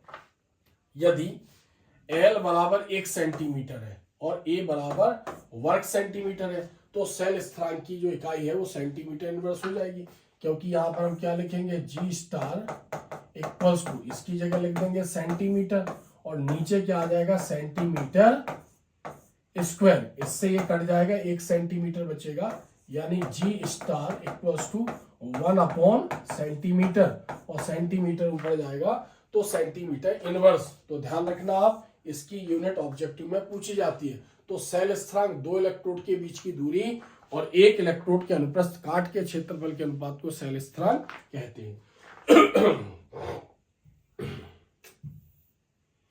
नेक्स्ट अगला क्वेश्चन है सेल स्थिरांक। सेल स्थिरांक किसे कहते हैं, विशिष्ट चालकता, विशिष्ट चालकता मतलब के कप्पा, और सेल स्थिरांक मतलब G स्टार के बीच क्या संबंध है। तो पहले हमें यह बताना है सेल स्थिरांक क्या है। तो दो इलेक्ट्रोड के बीच की दूरी और एक इलेक्ट्रोड के अनुप्रस्थ काट के क्षेत्रफल के अनुपात को सेल स्थिरांक कहते हैं। अभी हमने समझा। तो सेल स्थिरांक क्या है फिर हम क्या बोले, सेल स्थिरांक की इकाई सेंटीमीटर इनवर्स होती है। अब हमें बताना है संबंध, विशिष्ट चालकता और सेल स्थिरांक के बीच में हमें संबंध बताना है। हम इसको आगे देखते हैं। अभी हमने सेल स्थिरांक का फॉर्मूला पढ़ा था, अब हम इसको समझते हैं। तो सेल स्थिरांक बराबर इलेक्ट्रोड के बीच की दूरी यानी लंबाई अपॉन अनुप्रस्थ काट का क्षेत्रफल। तो ये क्या है यहाँ पर, सेल स्थिरांक बराबर यानी इलेक्ट्रोड के बीच की दूरी और एक इलेक्ट्रोड के अनुप्रस्थ काट का क्षेत्रफल। अब चूंकि हमने पढ़ा है यहाँ पर कि जो रॉ बराबर होता है वो R into A upon L, क्या होता है यहाँ पर R into A upon L. अभी हमने पढ़ा है विशिष्ट चालकता के बारे में। तो सेल स्थिरांक G स्टार बराबर L अपॉन ए। अब हमें विशिष्ट चालकता से संबंध बताना है। तो विशिष्ट चालकता हमने पहले ही पढ़ा है, यानी विशिष्ट प्रतिरोध का व्युत्क्रम विशिष्ट चालकता कहलाता है। विशिष्ट चालकता विशिष्ट प्रतिरोध का व्युत्क्रम। तो यहाँ पर K क्या है, विशिष्ट चालकता विशिष्ट प्रतिरोध, और हमने पढ़ा है विशिष्ट प्रतिरोध बराबर होता है R into A upon L. ये क्या होता है, विशिष्ट प्रतिरोध। तो हम क्या करेंगे, रॉ की जगह इसको रख देंगे, तो एक ये फॉर्मूला आ जाएगा, यानी K equals to 1 upon R into L, ये L है तो R इंटू ए, क्योंकि क्या किया हमने रॉ की जगह यानी विशिष्ट प्रतिरोध की वैल्यू रख दी। 1/ρ की जगह इसको रख दिया, तो R into A upon L, L को ऊपर ले गए तो यहां पर क्या आ जाएगा, यानी K equals to L upon R into A, L ऊपर जाएगा तो K equals to L upon R into A. अब हमने इसको अलग अलग कर दिया, हम इसको ऐसा भी लिख सकते थे 1/r इंटू एल अपॉन ए, हम इसको ऐसा भी लिख सकते थे, इसको विशिष्ट चालकता को 1/r और यहां पर ये एल है यानी एल अपॉन ए, 1 जो आर होता है हम जानते हैं 1/r इक्वल्स टू होता है सी, सी मतलब चालकता, प्रतिरोध का विकर्ण चालकता, और एल अपॉन ए तो अभी हमने पढ़ा है, यानी जो एल अपॉन ए है वो क्या है, वो जी स्टार है, यानी जी स्टार है मतलब सेल स्थिरांक है। तो 1/r की जगह हमने रख दिया यहां पर सी, सी हम इसको जी भी बोलते हैं, यानी सी की जगह हम क्या यूज करते हैं, जी भी यूज कर सकते हैं, चालकता को कंडक्टिविटी सी भी बोलते हो, जी भी। तो 1 जो आर है इसकी जगह हमने रख दिया यहां पर जी, और एल अपॉन ए की जगह रख दिया जी स्टार। तो ऐसे विशिष्ट चालकता बराबर क्या हो गया, विशिष्ट चालकता मतलब कंडक्टिविटी यानी चालकता इंटू सेल स्थिरांक के जो गुणांक है, गुणनफल को हम विशिष्ट चालकता बोलते हैं। तो हमें क्या बताना था, सेल स्थिरांक क्या है और सेल स्थिरांक का विशिष्ट चालकता से हमें संबंध बताना था, तो हमने ऐसे उसके बीच में संबंध देखा। नेक्स्ट क्वेश्चन 12वां, फैराडे के विद्युत अपघटन के नियम समझाइए। फैराडे के विद्युत अपघटन के नियम समझाइए। तो विद्युत अपघटन यानी चूंकि हमने सेल पढ़े दो प्रकार के होते, विद्युत अपघटनीय सेल, विद्युत रासायनिक सेल। विद्युत अपघटनीय सेल में बाहरी स्रोत से विद्युत धारा प्रवाहित करने पर विद्युत अपघट का अपघटन होता है, क्रियाएं होती हैं और विपरीत इलेक्ट्रोड की तरफ धन और ऋण गति करेंगे। उसमें जहां पर ऋण आयन जाएगा इलेक्ट्रॉन देगा वो एनोड, मतलब जहां पर ऑक्सीकरण की क्रिया होगी वो एनोड, और कैथोड जहां पर अपचयन की क्रिया होगी। ऐसा हमने उसके बारे में पूरा पढ़ा है, तो एक बार मैं फिर बता देता हूं। तो विद्युत अपघटनीय सेल को हमें समझना है यहाँ पर। तो फिर हमने एक सेल बनाया, इसमें जो विद्युत अपघट्ट लिया, मान लो वो हमने NaCl का विलयन लिया, क्या लिया, विलयन लिया। इसमें 2 इलेक्ट्रोडों को रख दिया, 2 इलेक्ट्रोडों को यहाँ पर रख दिया और किसी बैटरी के थ्रू धारा प्रवाहित करी, ये धन हो गया और ये ऋण हो गया। तो जब धारा प्रवाहित करेंगे तो ये धन सिरे से जुड़ा है धन आवेश, ये ऋण सिरे से जुड़ा है ऋण आवेश। इसका आयनन होगा Na के ऊपर प्लस चार्ज और Cl के ऊपर क्या आ जाएगा, माइनस चार्ज आ जाएगा। तो माइनस किसकी तरफ चलेगा, प्लस इलेक्ट्रोड की तरफ, और प्लस किसकी तरफ चलेगा, माइनस इलेक्ट्रोड की तरफ। तो इसमें होता क्या है मैं आपको बता दूं। तो जैसे NaCl है, इसका आयनन हुआ, चूंकि Cl2 के रूप में बाहर निकलेगा, तो Na प्लस में डिकम्पोज हुआ और Cl माइनस में डिकम्पोज हुआ। ये अब जो Cl है यानी Cl के ऊपर नेगेटिव चार्ज है, सोडियम का इलेक्ट्रॉन है, तो Cl क्या करेगा, Na को अपना इलेक्ट्रॉन दे देगा, इलेक्ट्रॉन दे देगा यानी ऑक्सीकरण, तो हम बोलेंगे ये एनोड बन गया, ऑक्सीकरण की क्रिया। इलेक्ट्रॉन दे देगा और Cl2 के रूप में बाहर निकल जाएगा। तो क्या हो रहा है, विद्युत अपघटन की क्रिया में एक इलेक्ट्रोड पर पदार्थ ने इलेक्ट्रॉन दिए और मुक्त हो गया, यानी मुक्त होकर बाहर निकल गया। फिर इलेक्ट्रॉन यहां से होते हुए, जो इसने इलेक्ट्रॉन दिए यहां से होते हुए यहां पर आ जाएंगे। उन इलेक्ट्रॉनों को ग्रहण करने के लिए सोडियम जाएगा और इलेक्ट्रॉन ग्रहण करेगा और रॉड पर डिपॉजिट हो जाएगा, जमा हो जाएगा। पहले ये विलयन में था। तो हम क्या बोल रहे हैं, विद्युत अपघटन की क्रिया में किसी एक इलेक्ट्रोड पर पदार्थ मुक्त हो रहा है, इलेक्ट्रॉन दिया और चला गया बाहर Cl2 के रूप में, और दूसरे इलेक्ट्रोड पर पदार्थ इलेक्ट्रॉन ग्रहण करके जमा हो रहा है। इसी से रिलेटेड थे विद्युत अपघटन के, फैराडे के विद्युत अपघटन के नियम। तो 2 नियम दिए थे उसने, दोनों को मैं यहां पर समझा देता हूं। तो हम ये बोल रहे हैं कि किसी बैटरी द्वारा हमने धारा प्रवाहित करी तो अपघटन होने लगेगा आयनों का, इलेक्ट्रॉन देगा बाहर निकलेगा, दूसरा जमा हो जाएगा। तो पहला नियम इसी पर बेस्ड था। बोला धारा प्रवाहित करना बंद कर देंगे तो क्या होगा, बोला ये क्रिया यहीं रुक जाएगी। तो हम ये कह सकते हैं कि जब तक उस सेल में, विद्युत अपघटनीय सेल में धारा प्रवाहित होगी तब तक पदार्थ मुक्त होगा और एकत्रित होगा, यानी W समानुपाती क्यों, आवेश के डायरेक्ट समानुपाती है पदार्थ की मात्रा, मुक्त या एकत्रित। दूसरा नियम ये था कि अगर हम कंटिन्यू धारा प्रवाहित करते रहे तो क्या होगा, तो बोला जब तक सारा पदार्थ मुक्त और एकत्रित नहीं हो जाएगा तब तक ये क्रिया चलती रहेगी, यानी जो W समानुपाती वो E की होगी, यानी रासायनिक तुल्यांक के। मुक्त पदार्थ की मात्रा, ध्यान से समझना, एक बार में आपको दोनों नियम समझ में आ जाएंगे। पहला नियम, मुक्त या एकत्रित पदार्थ की मात्रा प्रवाहित धारा के समानुपाती, W समानुपाती Q, और दूसरा प्रवाहित यानी जो धारा है, जब धारा प्रवाहित करते रहेंगे कंटिन्यू, तो जब तक पदार्थ पूरा एकत्रित या मुक्त नहीं हो जाएगा, यानी W समानुपाती कुल पदार्थ की मात्रा, यानी W समानुपाती E, इससे संबंधित बहुत सिंपल नियम है। अब हम इसको आगे समझते, इसको ध्यान में रखना आप। तो फैराडे के विद्युत अपघटन का प्रथम नियम, पहला नियम, विद्युत अपघटन की क्रिया में, यहां पर क्या लिखा हुआ है ध्यान रखना, यहां पर यह है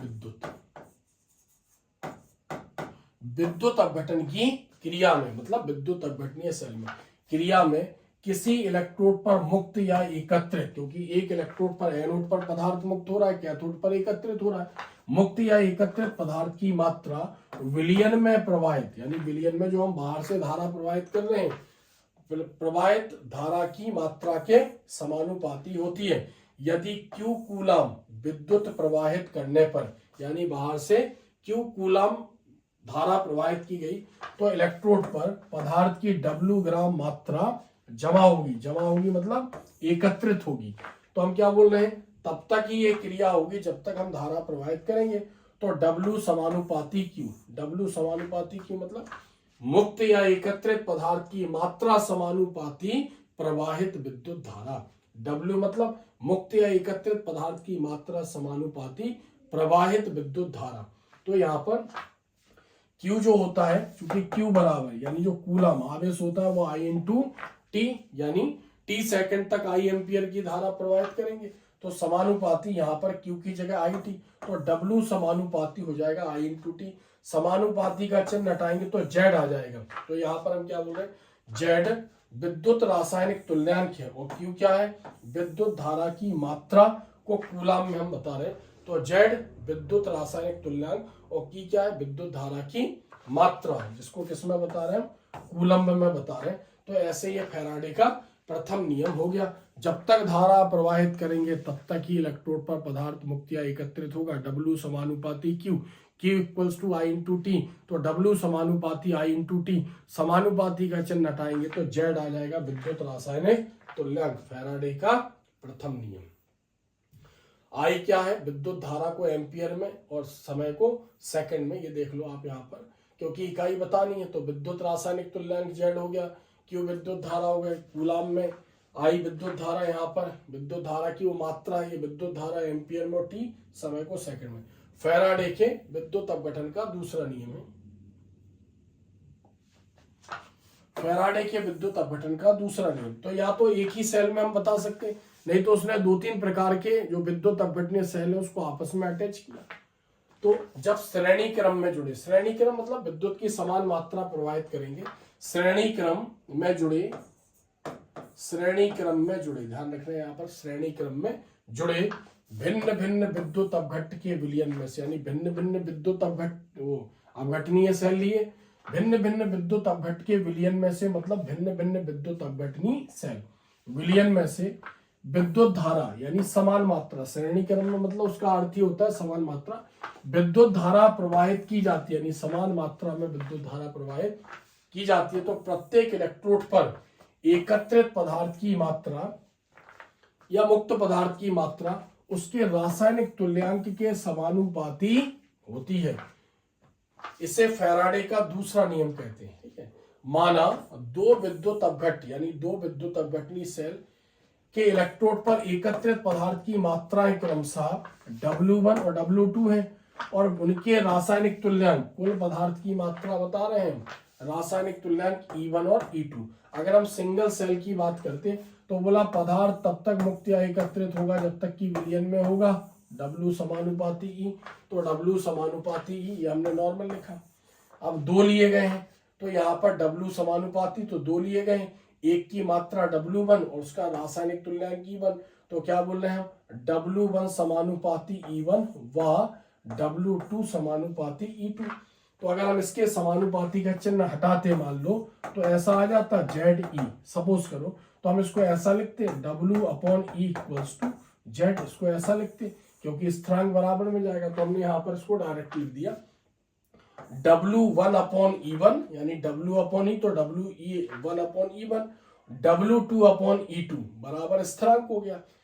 फिर यहाँ पर इसका क्रॉस मल्टीप्लाई किया तो W2 आ गया, तो W1/W2 और E1/E2। तो इसके याद रखना ये सब फॉर्मूले हैं, ये आपको ध्यान रखना। जैसे ये फॉर्मूला है तो यहाँ पर एक फॉर्मूला इसका ये बना, एक फॉर्मूला इसका ये बन रहा है, ठीक है, एक फॉर्मूला इसका ये बना। अब यहाँ देखो, अब W बराबर क्या होता है, W बराबर होता है ZIT, हमने फेराडे के प्रथम नियम से पढ़ा।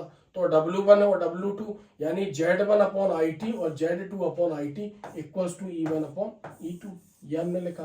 तो यहाँ पर क्या हो जाएगा, IT से IT कट जाएगा, क्या आ जाएगा, Z1/Z2 इक्वल्स टू E1/E2। तो यहाँ पर इसका फॉर्मूला आ जाएगा Z1 यानी Z1/Z2 और E1/E2। तो ये हो गया हमारा यहाँ पर फैराडे का द्वितीय नियम।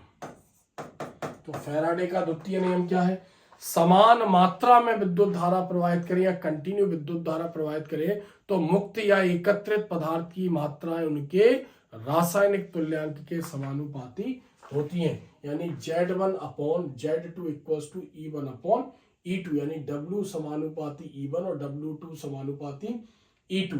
तो कुल मिला के जो Z है उसके रासायनिक तुल्यांक के हमें समानुपाती बताना है यहाँ पर।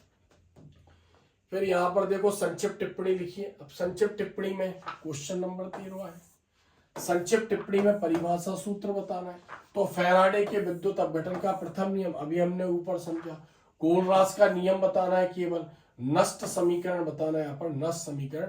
तो हम इसको सिस्टमेटिकली समझेंगे। तो फैराडे के विद्युत अपघटन का प्रथम नियम तो हमने बता ही है, विद्युत अपघटन की क्रिया में किसी इलेक्ट्रोड पर मुक्त या एकत्रित पदार्थ की मात्रा विलयन में प्रवाहित विद्युत धारा की मात्रा के समानुपाती होती। तो ऊपर हमने समझाई है, तो एक बार आप इसको समझ लेना, ऊपर से देख लेना। फिर यहाँ पर ये सब हमने इसको पढ़ा है। कोलरास का नियम भी हमने पढ़ा है, विद्युत अपघट की अनंत अनुता पर मूलर चालकता धन और ऋणायन की मूलर चालकता के योग के बराबर होती है। अब यहाँ पर हम इसको समझ रहे हैं नष्ट समीकरण, जो एग्जाम में पूछते हैं, नर्न्स समीकरण बोलते हैं। जब कोई धातु इलेक्ट्रोड यानी मतलब सिंगल इलेक्ट्रोड कोई इलेक्ट्रॉन लेता है, अपचयन की क्रिया होती है, तो अर्ध अपचयन अभिक्रिया पर नर्स ने एक समीकरण दिया था जिसको बोलते हैं नर्स समीकरण। तो इसको समझते हैं। इलेक्ट्रोड विभव, इलेक्ट्रोड विभव जब एक पात्र में एक इलेक्ट्रोड डूबा हो, ऑक्सीकरण की क्रिया हो या अपचयन की क्रिया हो, ऐसा कहा जाता है। जैसे इलेक्ट्रोड विभव जब किसी धातु इलेक्ट्रोड को उसके अपने ही धातु आयन के विलयन में रखा जाता है, तो इलेक्ट्रोड और विलयन के बीच में एक आवेश उत्पन्न हो जाता है, जिसको हम इलेक्ट्रोड विभव या इसको अर्धशैल विभव, इस टाइप से हम उसको नाम देते हैं। और जब किसी इलेक्ट्रोड को उसके अपने ही एक मोलर धातु आयन के विलयन में 298 केल्विन पर रखते हैं, तो हम उसको मानक इलेक्ट्रोड विभव बोलते हैं। तो यहाँ पर हम क्या बोल रहे हैं, इलेक्ट्रोड विभव विलयन के सांद्रण, विलयन में आयनों की मात्रा क्या है के मध्य को दर्शाने वाले समीकरण को नष्ट समीकरण कहते हैं। किसी धातु इलेक्ट्रोड का इलेक्ट्रोड विभव यानी जब एक इलेक्ट्रोड को उसके विलयन में रखा जाता है, अगर एक मोलार उसके विलयन की सांद्रता है और टेम्परेचर रूम टेम्परेचर है 298 केल्विन, तो उसको मानक अपचयन विभव बोलते हैं। और नॉर्मल रखा गया इलेक्ट्रोड को उसी के विलयन में, तो उसको इलेक्ट्रोड विभव हम बोलते हैं। तो किसी धातु इलेक्ट्रोड का इलेक्ट्रोड विभव किस पर डिपेंड कर रहा है, यानी विलयन और इलेक्ट्रोड के बीच में जो आवेश उत्पन्न हो रहा है, तो बोले वो आयनों की सांद्रता पर, ताप पर निर्भर करता है। सेल का ईएमएफ मतलब इलेक्ट्रोमोटिव फोर्स यानी विद्युत वाहक बल भी इन्हीं कारकों पर निर्भर करता है। नर्स्ट ने ईएमएफ को प्रभावित करने वाले इन कारकों का अध्ययन किया और नर्स्ट समीकरण प्रस्तावित किया। यह किसी अपचयन अर्धअभिक्रिया के लिए इलेक्ट्रोड विभव मतलब जब कोई इलेक्ट्रोड इलेक्ट्रॉन ग्रहण करता है के मान को प्रकट करता है। यानी अर्ध सेल के लिए इसने ये समीकरण दिया था, और वो भी जब अपचयन की क्रिया हो रही है, यानी इलेक्ट्रोड द्वारा इलेक्ट्रॉन ग्रहण किए जा रहे हैं। माना एक अर्ध सेल अभिक्रिया निम्न प्रकार से होती है, तो यहाँ पर क्या कर रहा है, वो इलेक्ट्रॉन ले रहा है। तो इलेक्ट्रॉन ले रहा है यानी आयन से धातु पर जमा हो जाएगा। पहले AQ विलयन में था, N मतलब उसके ऊपर N चार्ज है, तो N इलेक्ट्रॉन लेगा, number of electron, number of charge, positive cation, solid अवस्था में, यानी उस पर जमा हो जाएगा। अब इस अभिक्रिया के लिए नर्स समीकरण इस प्रकार दिया गया था, इसको हम समझते हैं। ये हमने क्रिया बताई, कौन सी क्रिया हो रही है यहाँ पर? अपचयन अभिक्रिया, इलेक्ट्रॉन ग्रहण करने की क्रिया अपचयन। तो अब नर्स ने इसका भी अभिक्रिया के लिए समझा। ई क्या है यहाँ पर? इलेक्ट्रोड, मानक इलेक्ट्रोड प्रभाव। आर टी लॉग ई, लॉग का बेस जो है वो ई है, और यहाँ पर मेटल यानी धातु और धातु आयन अपॉन क्या आ गया यहाँ पर? E naught minus R T upon N F, और log E upon M upon यानी धातु इलेक्ट्रोड और धातु आयन। अब इसको यहां पर देखते हैं, जो लॉग ई है, यहां पर देखते हैं इसको, जो लॉग ई है, लॉग इसकी वैल्यू क्या होती है?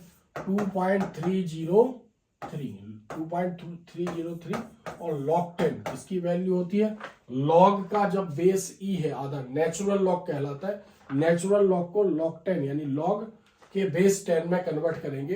तो यहां पर देखो E equals to E naught, तो E equals to E naught minus 2.303, और RT इसमें पहले से अपॉन NF, और log 10 में इसको कन्वर्ट कर दिया, बाकी कोई चेंजेस नहीं किया। यानी ये इसका एक फॉर्मूला है, ये पूरा इसका एक फॉर्मूला है। E equals to E naught minus RT upon NF log E M upon M, और नंबर ऑफ इलेक्ट्रॉन। यहां पर ये भी एक फॉर्मूला है, क्या किया? लॉग बेस को यानी जो नेचुरल लॉग था उसको 10 में कन्वर्ट कर दिया, तो कोई चेंजेस नहीं है किया, केवल इसकी वैल्यू। तो ये लॉग 10 और 2/, अब इधर देखते हैं इसको आगे, फॉर्मूला चूंकि कन्वर्ट हुआ, तो यहां पर E equals to E naught minus 2.303, log 10 को कन्वर्ट, ई बेस को ई लॉग 10 में कन्वर्ट किया। यहां पर ये किसकी वैल्यू है? यहाँ पर R की वैल्यू, और ये T की वैल्यू है, और यहां पर नीचे आ गया ये, यानी नीचे क्या लिखेंगे हम इसको ध्यान से देख सकते हैं, N की वैल्यू NF था, यानी फैराडे की वैल्यू 96500।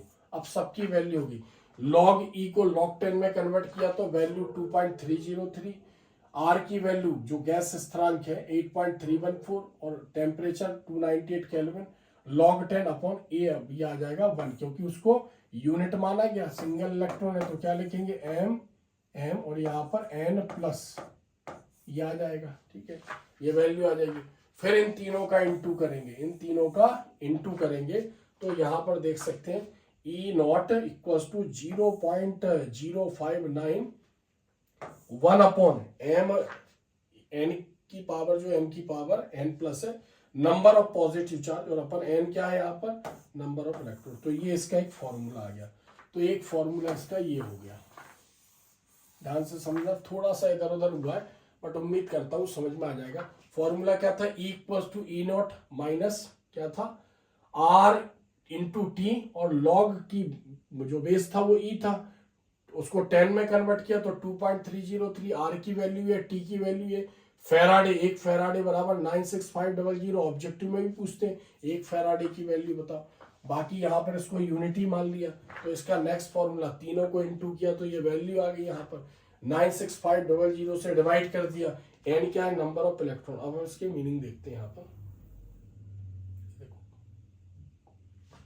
एन क्या है? अभिक्रिया में शामिल इलेक्ट्रॉनों की संख्या।